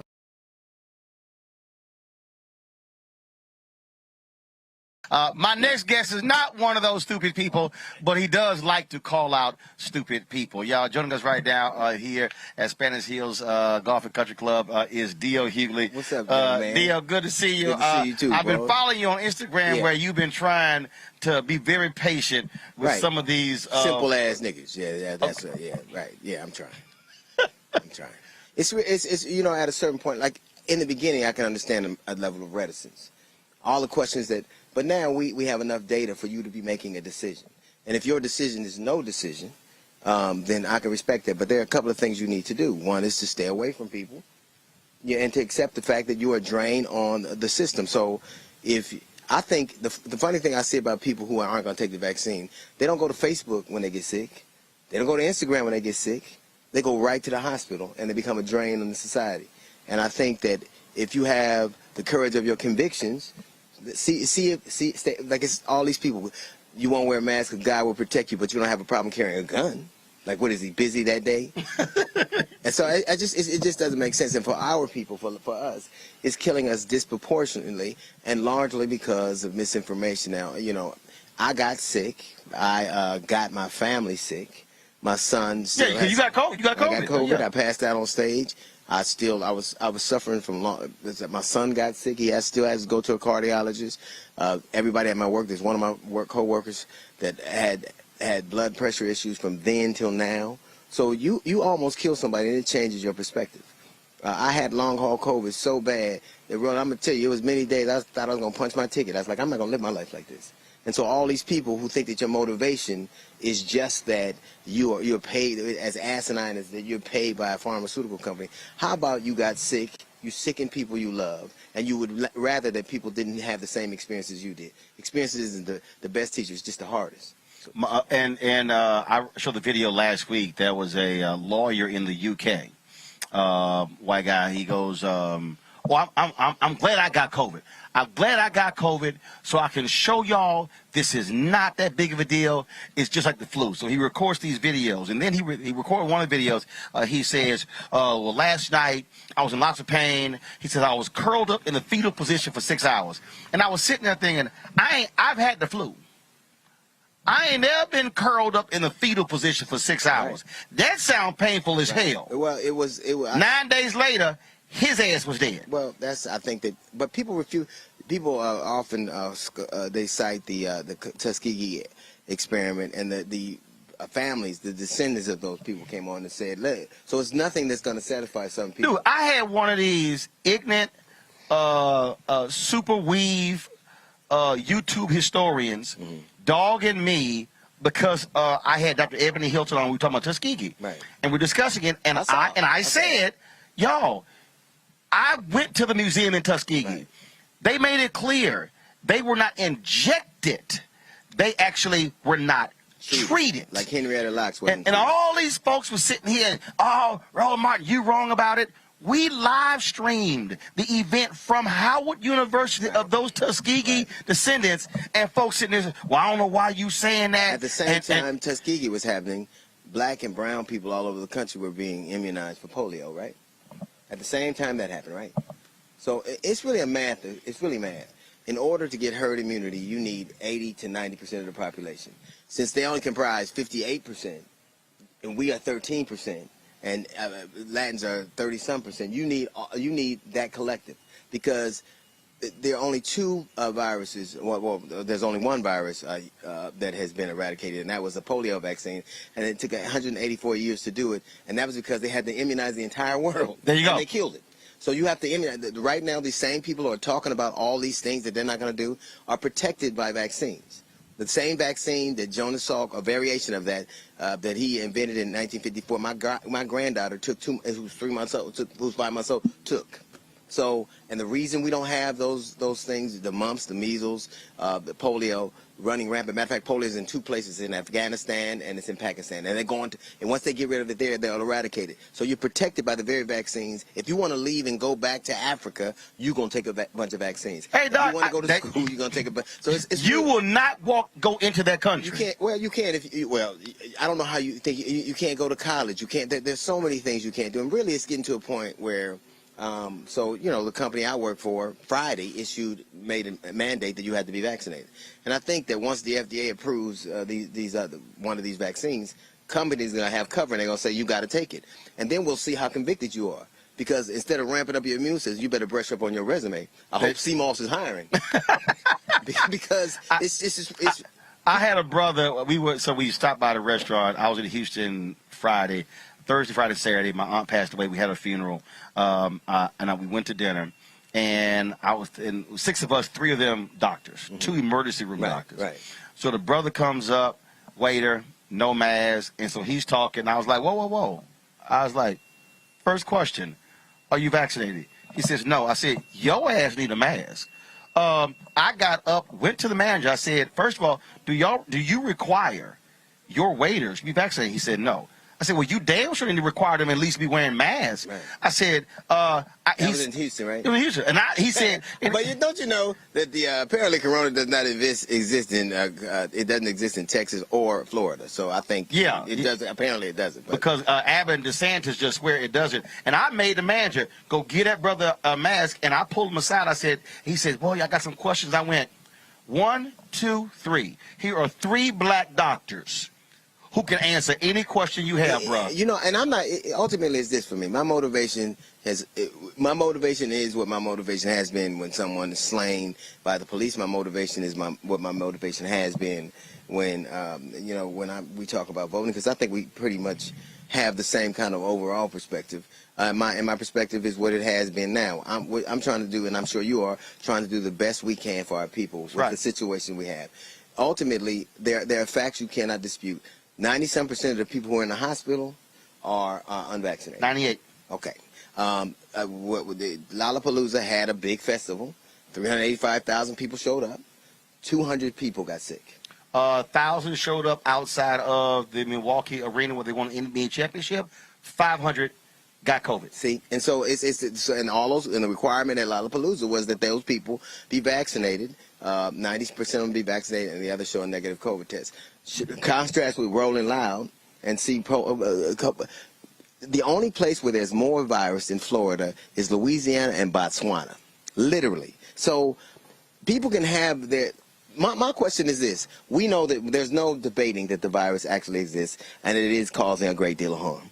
What is your action? What is your response? Because when you ramp up your immune system, that doesn't immunize you against disease. You may do better if you get a virus. Right. You might have a better outcome. A brother Leary told me, I'm drinking a lot of green tea. Okay. I went, okay. Okay. So, it's really simple for me. You almost kill your son and see if it... All these people have these religious epiphanies or these professional epiphanies. When you see your son has to go to a cardiologist every 6 months because of something you did, or you see one of your coworkers struggling with long-haul COVID, tell me how you feel. Right. And if you're inhumane, if that doesn't move you. And I think that a lot of people are seeing a lot of suffering and pretending like it isn't real. And and we don't have the luxury. The American life expectancy last year dropped, what, a year? Mm-hmm. Ours, African Americans, dropped 3 years. So we've lost 3 years because of a pandemic you say doesn't exist. Right. Our life expectancy has dropped 3 years. So these are things that are real. And as far as these people want to come on your show, I'm never going to let you on my show to lie. I ain't going to do it. I don't care what you call me. Doc, that's it. I don't need you to. Listen, here's the thing. I'm not going to give you the other side of somebody who ain't a professional. You're not a virologist, an epidemiologist. You a dude that talks slick on Instagram. I don't.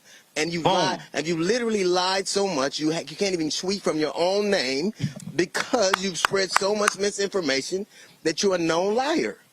Why would I? Why do I need to? Right. What is it we need to know? If there are 93 million people who haven't taken the vaccine, what is so special about your ass that I got to have you on? Right. They could lie too. Right. So I don't and this notion that they're going to bully you or call you names, I don't give a damn what you call me. I'm a grown man, and I'm going to say what I believe. There's a reason I have a platform. There's a reason you have, and the reason you don't. Here's the reason those people don't have platforms. Because the minute they start telling lies, they get took off. Right. No one can keep them on. Right. No one. Now, I suggest that they do that to us. If you call the people that put us on, and if we are lying, have us taken off. If we're spreading bald-faced, harmful falsehoods, I suggest you call them. But you know why you won't? Because we don't. There's no alternative to the truth but a lie. I had somebody who literally said, "Man, why you? I don't like when you always interrupting people." I said, "No. When folks start lying, then I'm gonna correct them at that very point. I can't let you lie and then go, Because it's like they're not. There is no opposite. If we know that this exists, we know that 4 million people worldwide have died. 200 million people were exposed to the virus. There literally is so much virus in some of the places in this country that only places in Africa have more. And the only reason they have more is because they don't have the access to resources. Boom. We would be a third world country. They don't have access. They are standing in line, walking miles for that vaccine. Right. And so ultimately, I do know this. I was frightened when I took my whole family at one time. What kind of man would I be if I've admitted the things I've done in terms of indiscretions in my personal life? If I've been open book about that, why would I lie about my motivations for giving? Why am I going? And who are you? I should lie to. If I ain't gonna lie to my woman, why would I lie to you? Right. I want the best for you. If you don't want the best for you, I get it. But I think you have an obligation to make a reasonable decision. I tell you what, when you get sick, find out what address those people you sent to Facebook, find out where their hospital is and go there, and stop going to hospitals where we need the resources for people who are in accidents. Doc, I'm the same way. Folks, back to that Roland Martin Unfiltered video in just one moment. Seat.com, we are partnering with them, of course. We appreciate their support right here on Roland Martin Unfiltered. Check out a couple of their products that you can take advantage of. Bon Jovi, and you're watching us on Single. What's going on? This Quavo Huncho, but right now you in the Huncho's world. Please let the music play.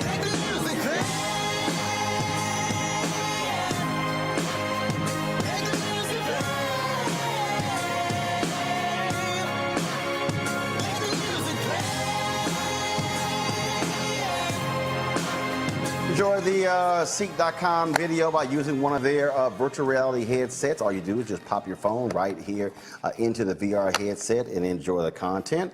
You can also take advantage of their 360-degree headphones. These headphones here come in a couple of colors, black and gold, but then also all gold. And so you can check these out. If you want to use our promo code to get a discount, it's RMVIP21, RMVIP21.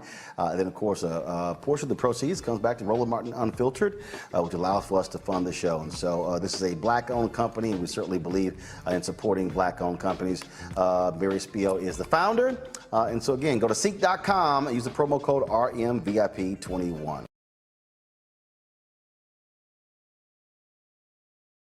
I really love this one. If you watch Fox News and you got crazy people like Sean Hannity, Maria Bartiromo, Tucker Carlson, Laura Ingraham, spreading all their nonsense about COVID, then the idiots on Fox and Friends like Ainsley Earnhardt, who literally said today that, oh, when you take Regeneron, that's like getting the vaccine. No, it's not, idiot. It's not. So check this out. Fox News is requiring that all employees provide their vaccination status today in a collective database. Oh, yeah, and these are the same people who are against vaccine passports. In a statement sent to all staff, Fox News urged employees to enter vaccination information into a portal and have implemented a mask mandate for public spaces with the buildings. The statement says the following: Dear colleagues, as all of you know, the health and safety of our employees has been our priority at Fox News Media since the start of the global pandemic 17 months ago. Whether at work or home, the COVID-19 pandemic has had a tremendous impact on all our lives. Here are some of the steps we are currently taking given the rise in COVID cases nationwide and the spread of the Delta variant. We have asked all employees, whether on site as part of our essential workforce or working remotely, to upload their vaccination status into Workday. This is being done for space planning and contract tracing purposes in conjunction with CDC, state, city health and safety guidelines. All employees must enter their status no later than today, August 17th, by close of business. Number two, last week, we reinstated our on-site COVID testing program every Monday and Thursday for select essential employees due to their work environment within our New York offices. These employees have been contacted and will be required to test at least once weekly due to their role at Fox News Media, regardless of vaccination status. In our New York offices, masks remain optional for vaccinated individuals, but are strongly encouraged in public areas throughout the building. However, we are requiring employees to wear a mask in small, confined spaces with limited opportunities for social distancing and where there are multiple employees, including control rooms. All employees and vendors are required to complete a daily screening ahead of reporting to work. At many locations, you will be asked to display either a WorkCare go-to-work green screen or a Fox Clear Pass to a security representative upon entering the building or workspace. So, Robert, it's hilarious to see all of these Fox people going nuts about mask mandates when their own company has one. Speaking of which, I'll be on Fox at 12:45 tonight, so make sure you guys tune in for that. Hell but no, you're right, Roland. Look, you're right, Roland. And what I don't understand about the people who are against the mask on the right at this point, last year they made the argument that all of this was to be against Donald Trump. That the whole point of the mask mandate of the lockdowns was to hurt Donald Trump and make sure he couldn't get reelected. Well, now the election is over. Joe Biden is in charge. Democrats are running the ship now, and it's still here. Remember, they made that argument. I bet you the day after the election, the virus will just go away magically. It did not. So what exactly did Cassie Abella to justify their thought that somehow this is still a conspiracy theory against them, even though there are literally 600,000 fewer people in this country than there were a year ago? The entire thing does not make sense. But beyond those people on that side of the aisle, I do think we need to have more work to do in our communities, where we're still looking at around 30-31% vaccination rates in a community that has some of the highest comorbidities of any communities in the country. We have to work on on getting the proper information out. We have to work on getting those federal dollars to push these vaccination drives, to push the advertising, to push the nonprofits that can get the vaccine penetration, because we cannot be falling into the same trap as the MAGAs on the other side. Folks, back to our Roland Martin Unfiltered video in just one moment. Football bans and one of the best fan experiences in the country. The Cricket BX SWAC Challenge kickoff returns to Atlanta on August 28th, along with special guests, College Game Day. Then Alcorn State takes on North Carolina Central with conference bragging rights on the line. Center Park Stadium is the place to be on August 28th. Come tailgate all day before enjoying a primetime matchup on the gridiron. You don't want to miss this. Check out MEACSWACChallenge.com for more information. And of course, we'll be live in Atlanta August 27th and 28th, supporting the SWAC MEAC Challenge in partnership with Coca-Cola. Friday, we'll broadcast the show from the Atlanta Braves Baseball Stadium, interviewing officials with the SWAC and the MEAC, plus the university presidents. On Saturday, August 28th, we'll be broadcasting live from the Coca-Cola fan zone outside of the stadium. And then, of course, we'll be live streaming the halftime show and the performance after the game. So check out Roland Martin Unfiltered from the SWAC MEAC Challenge in Atlanta. And don't forget, the game airs at 7 p.m. Eastern on ESPN on Saturday, August 28th. The NFL, they're making it clear players need to get vaccinated, or they're going to have to go into a protocol program. Atlanta Falcons, they're the first team to have a 100% team vaccinated. How did that happen? They cut 2 unvaccinated players. Here's the deal. If you're unvaccinated, you now have to wait 5 days before another team is eligible to pick you up. So if you're an NFL player and you choose not to get vaccinated, you might be out of a job. Fair or not? Let's talk to Ben Watson, longtime NFL player, played tight end in the NFL for several teams. Ben, glad to have you on the show. Good to be with you. You have coaches like Ron Rivera, who's been really pissed off with players not getting vaccinated. The NFL's also made it clear they're not going to do what they did last year. Players come up positive, they're not delaying games. This could actually cost teams wins if they have to forfeit games as well. What do you make of the NFL making it perfectly clear if they're taking a very hard stance when it comes to vaccinations in the NFL season? Well, both the NFLPA as well as the NFL and all players, look, all the cities have a vested interest in having a full NFL season. Look, last year there was no vaccine. But last year, no game was canceled. A couple were postponed. Nobody missed any game checks. That was a big thing that came out early as well. So not much has changed from a protocol standpoint. But now what the NFL is saying is if you have not gotten the COVID-19 shot, you will have certain freedoms. You won't have freedoms that others have that have gotten it. And so what we've seen, look, I'm proud of the NFL players, quite frankly, because when you look at the vaccination rate before the season started, so go back about a month, about 85% or so of players had gotten one of the COVID vaccine shots. Now, about a month later into training camp, 92% of players. And so they're trending higher than the general public. Players are getting vaccinated. Of course, there are some that aren't. And I, for one, say, you know what? It's your choice. We will always say you have a choice. As a union, we say, look, we're going to protect players. We're going to do our best to provide you with the education. But at the end of the day, you have a choice. But it's going to be more difficult for you moving forward if you have not taken the shot. And look, this is what I keep saying. Yes, individuals have choices, and your choice may very well determine whether you have a job. Well, it's funny you brought up the Falcons. Now, I will venture to say, depending on who that player is, I've been in the NFL for 16 years, depending on who that player is, they could get vaccinated or not get vaccinated and not get cut.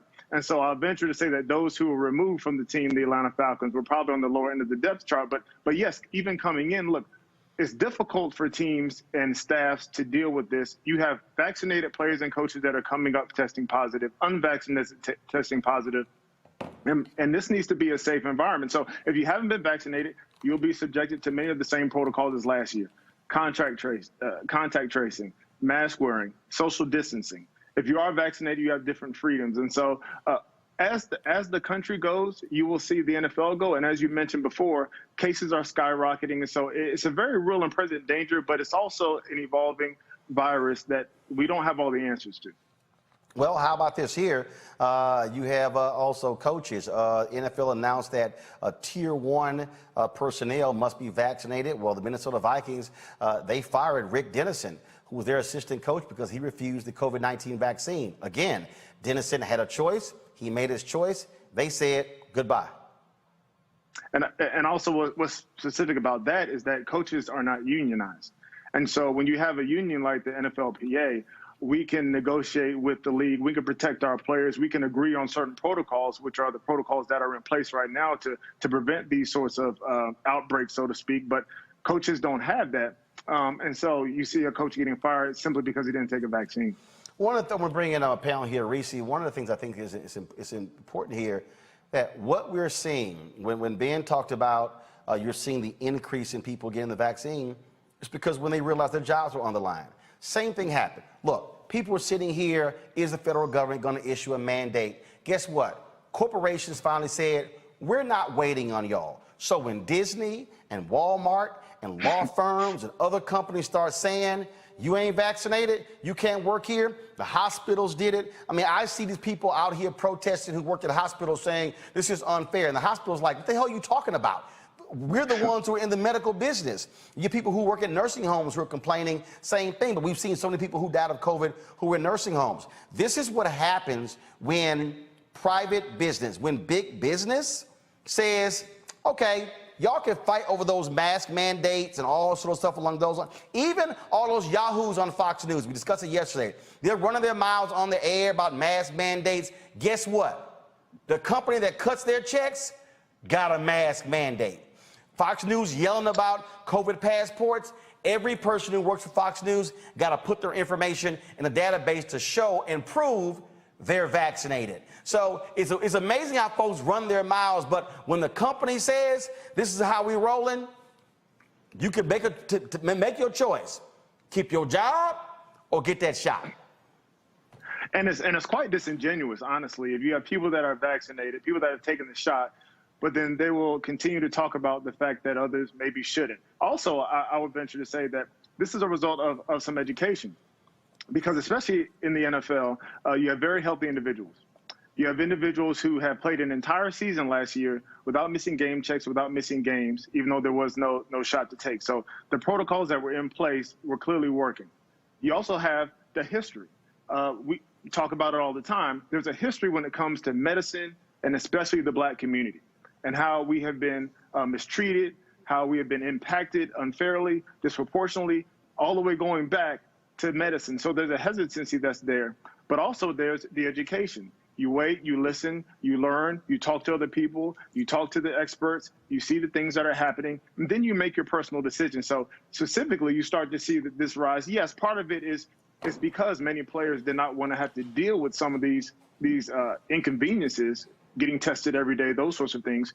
But there's also the impact of, okay, I've done my research, I've studied, I've talked to my family, I've made a decision that's best for me. I made it because I wanted to do it, not because I was immediately forced to without me having any agency. And I will always stand up for a player having agency. That's also what the NFLPA will always stand for. I think, Reese, I think a lot of those players did do that, but also I think that threat of not getting that check had an impact as well.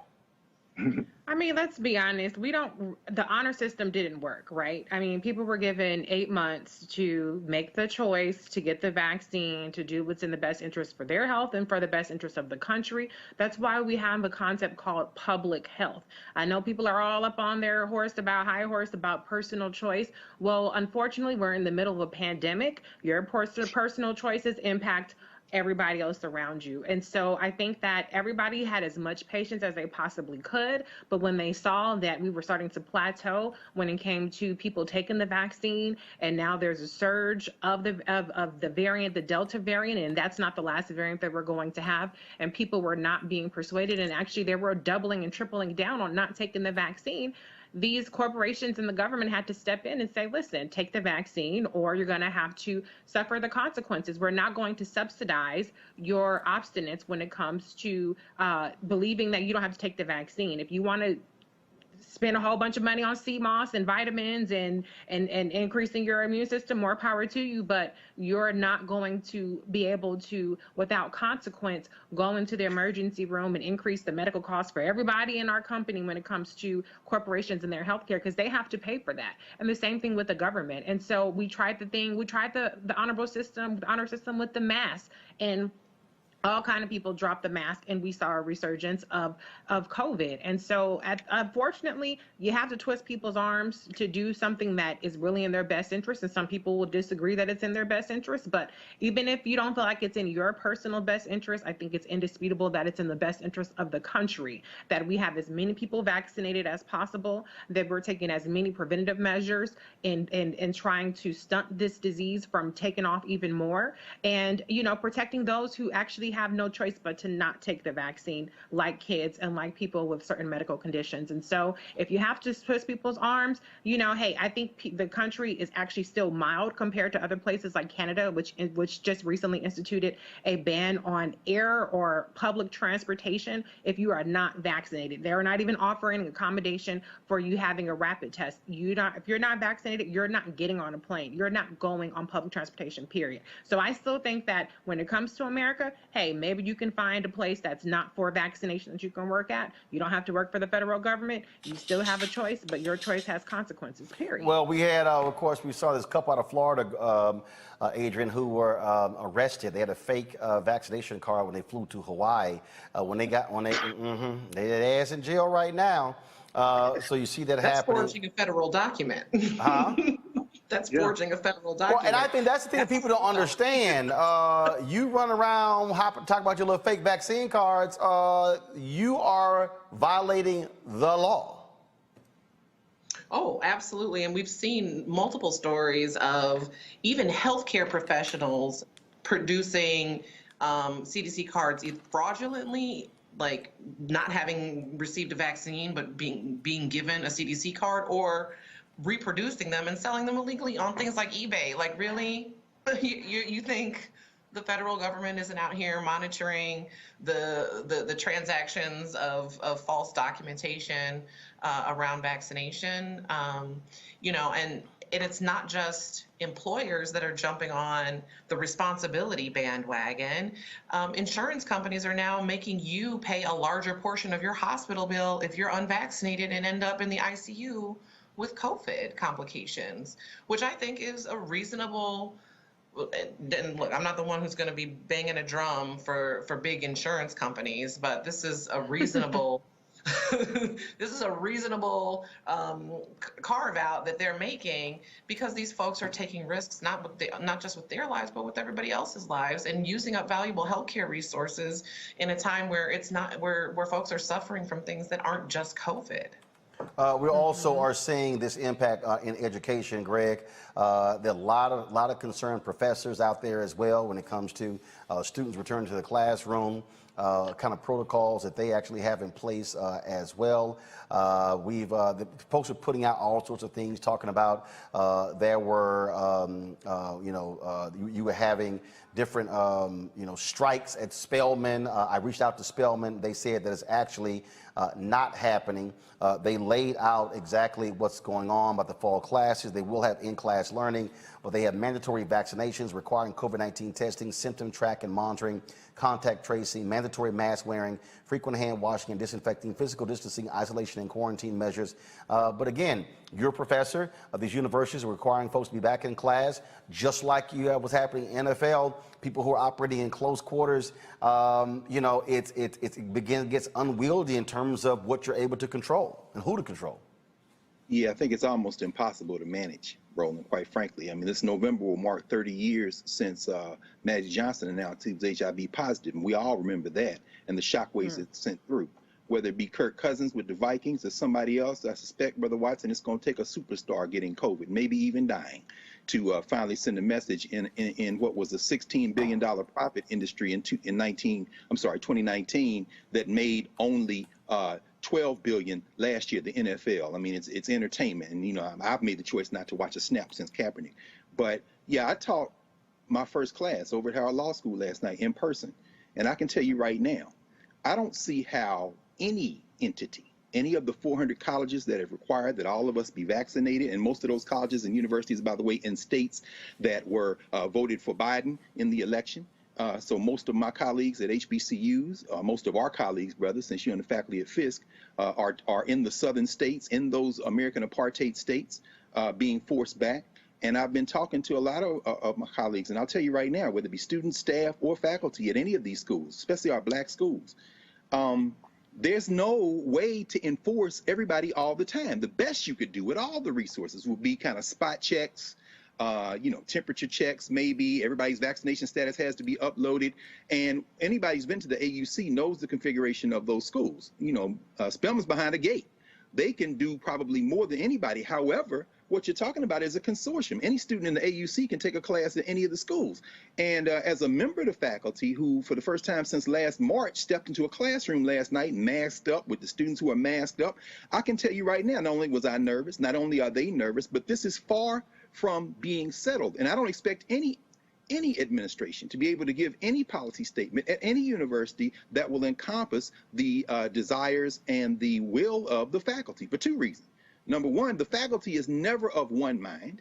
And number two, particularly at black schools, organizing faculty becomes a difficult proposition. That having been said, I suspect that the situation at Spelman, at Clark, at Morehouse, at Howard, at Claflin, at all the schools, all HBCUs, is going to be like at those other schools, the Georgetowns, the Stanfords, wherever.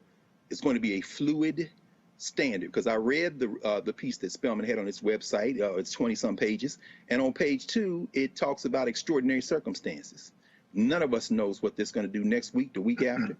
And so I think what's going to end up happening is we're going to have to piece this out week by week, brother. But all of us are nervous and all of us are concerned, particularly those of you who send your children to us to be educated. Believe me, we're all on pins and needles, brother.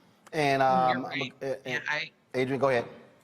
Yeah, I also work in higher ed. That's my hat. I'm not wearing that hat today, but it is a hat that I wear. And these policies have to be fluid because ultimately the public health advisories that are coming from the cities and the counties and where each of these universities are is fluid. It's based on infection rates. It's based on hospitalization rates and availability of ICU beds. There's a whole lot of factors that go into what create those advisories from the public health department. So, just an anecdotal story from our campus, we had signs up. We were already to tell everyone, look, if you're vaccinated, you don't have to wear a mask and things are great. And then literally 5 days after we got every single sign up on campus, a new advisory hit and we had to go back and replace all of those signs. So you got to keep a booklet. What sign are we using this week? The thing here, Ben, I think that, again, what you're seeing is that I think you're seeing the NFL, you're seeing teams, just like you're seeing in other areas, where folks are saying, we're going to be in control of our own destiny. So we're not going to wait, because when it comes to anything governmental, you're not dealing with political ideology. You're not dealing with political parties. You're not dealing with the base and people and their feelings. And so folks are saying, hey, you know what? Look, I had I've had folks get an attitude when I required vaccination for my company here. Here's my whole deal. Go start your own shit. No, I mean, I'm sorry, because at the end of the day, I've got 15 people to protect. Mm-hmm. And those 15 people have husbands, wives, girlfriends, partners, children. They've got other relatives. And so you have to make decisions that's actually best for you. And if and again, I love the people who keep hollering choice, like Tank, sent out, he put up this video and he got his ass dragged where he was talking about choice and stuff along those lines and, and all this sort of stuff like this. This is what is now on his Instagram page. Go to my computer. My personal decisions are none of your business. Enjoy the music, The General. Well, guess what? When you start running your mouth out there and then people respond, just like Kirk Cousins, they responded and he lost an endorsement from a hospital there in Minnesota. When you had Jay Cutler, who ran his mouth about he didn't like mask mandates, and Uber Eats said, holla at you later. And here's the deal, Ben, it's choices. And guess what? Those companies are going to have the choice whether to be in business with you based upon your choices. They do, No, and absolutely. choices always have consequences. I mean, I have 7 children, and so my wife and I tell them all the time, your choices actually have consequences. Those 7 children, well, 5 of them are school age, and the school they went to 2 weeks ago, before school started, there was an optional mask mandate. And then before school started, it changed into a mandatory mask mandate for several weeks, and it's going to be fluid. That's the thing. I think that part of the frustration that so many of us have is that we just don't have the solid, concrete information that we're used to having. I'll take it to the NFL. A lot of players were tweeting and upset a couple weeks ago when the NFL made that new memo, because the expectation was, if I get this shot, I won't be tested, I won't get the virus, I won't be able to pass the virus. And as we've seen, people who are vaccinated can get the virus. Their symptoms, however, are nowhere near as what they would be if you didn't have it. They can also pass the virus. And so that's where we are right now. And I think you're absolutely right when you say that companies, corporations, they have to take care of the people that they're entrusted with taking care of. They have to make the right choice at the right time, which will allow their business to continue. And right now, that's to tell people to get the vaccine. But the frustrating part is that the frustrating part is that it's been so politicized in the beginning, which it should not have been. And also, there's such an evolving recommendation coming from the experts that people many times have a certain distrust, and it makes it difficult for those making decisions to make them. Well, let me say this here, and Ben, feel free to pass it on. If there's any NFL player who is confused or concerned about the details, tell me you should watch this damn show. Here's why. Here's why, and this is very basic for anybody who's watching. And I've heard other people talk about, oh, well, this was told and then things changed. Yes, because that's what viruses do. Right. Viruses wreak havoc. They create changes. And the thing is, last night we had Dr. Graves from North Carolina A&T on, who specifically explained what happens when a number of people chose not to get vaccinated, how the virus mutates when it hops from one body to the other, and how it is forever changing. A virus is constantly trying to figure out a new way to hurt more people based upon the previous person. And so I think part of the problem here is that there are a lot of Americans, white, black, Latino, Asian, Native American, I don't care who they are, a lot of people. This is what is a problem with, I think, for a lot of us Americans. We want certainty. If I take this shot, I'm cured. 100%, I'm warding everything off. Nope. Then they're like, okay, what's the deal? Well, because there are a thing called strains. There are variants. Well, what do you mean there's a strain? I took the vaccine. Yes, the vaccine that you took was specifically meant for the COVID-19, that particular virus. New variant, you require a different type of vaccine. And I think that's what's been driving me crazy when I listen. First of all, I don't listen to the idiot Joe Rogan, never, okay? When he's trashing Fauci, oh, he's been 100% wrong. No, he's not. They are in a constant race. They are constantly trying to figure out where this thing is going. It literally is trying to catch a comet by the tail, because you don't know where it's going next. And I think the problem for this country is we like for everything to be nice and neat, in the box, perfect. Here's the whole deal, it's all straight, everything is just fine. No, it just doesn't happen that way, and that's what's driving people crazy. And this is why I keep saying we're going to keep putting black scientists and black doctors, people who are literally trained in this, discussing this. If I want to have an in-depth conversation about how to become an NFL all-pro tight end, I'm probably gonna call you, Ben. I'm not gonna call that brother down the street, okay, who got 38 followers, but he's dangerous with Google. And I just think that that's what the NFL did, which I think is important. They said to the players, Oh, you got questions? Here are experts. Ask any of them questions. And a lot of players did that, but you didn't have all of these, again, these YouTube doctors and these Google historians out here. And I hear your point about, black folks in history when it came to medical stuff. But guess what? White folks are taking the same vaccine we taking. Right. Same one. And so that's where I think credible voices, and I went on Tank's page and I said, Tank, your ass ain't no expert on singing, but not this shit. And so somebody just got to go ahead and say it.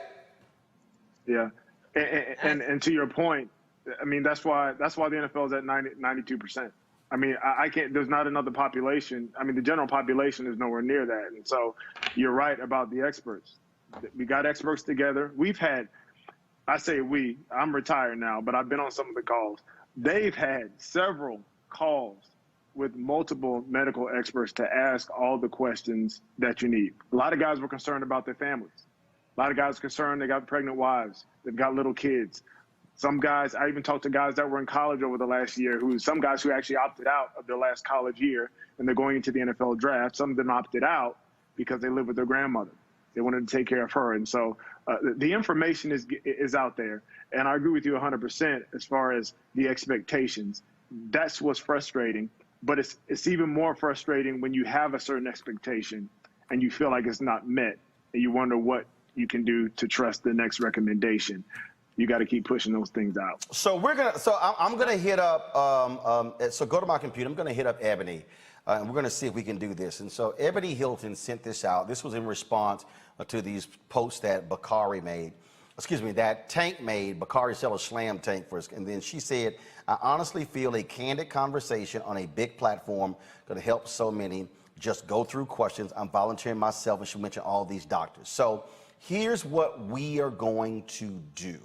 Okay, this is what we are going to do. So we now have the ability for us to be able to take calls, and so I think what we're going to do is, and we're going to try to work it out. We're going to try to pick a day next week to do exactly that. Whole 2-hour show. We're going to have real doctors. No disrespect to entertainers. Nobody who's in entertainment. Nobody who's in sports. Nobody who's dancing. Real scientists and doctors. And folks, you got questions? Fine. Ask them. That's what we're going to do, because it has to happen, because there are too many people. I got 2 texts this week. Fraternity brother, again, brother refused to take a doggone vaccine. He dead. Another guy who's sitting here, his best friend wouldn't take the vaccine, wouldn't do anything. Guess what? His best friend's now planning his funeral. And so there are too many of us who can be living longer, but are making other choices. So I'll be going to try to do that. Ben Watson, I appreciate it, man. Thanks, sir. All right, thank you so very much. Folks, back to that Roland Martin Unfiltered video in just one moment. Football fans and one of the best fan experiences in the country. The Cricket BX SWAC Challenge kickoff returns to Atlanta on August 28th, along with special guests, College Game Day. Then Alcorn State takes on North Carolina Central with conference bragging rights on the line. Center Park Stadium is the place to be on August 28th. Come tailgate all day before enjoying a primetime matchup on the gridiron. You don't want to miss this. Check out MEACSWACChallenge.com for more information. Don't forget, folks, Roland Martin Unfiltered is going to be broadcasting live from Atlanta on Friday and Saturday. Friday will be at the Atlanta Braves Stadium, talking to the presidents of both universities, as well as officials with the SWAC and MEAC. Then on Saturday, we'll be at the Coca-Cola Fan Zone, broadcasting live from that particular afternoon. And then, of course, we'll be live streaming the halftime show and the concert taking place after the game. You can watch it at 7 p.m. Eastern on ESPN. And we appreciate it, in partnership with Coca-Cola, of making this happen. See you next week.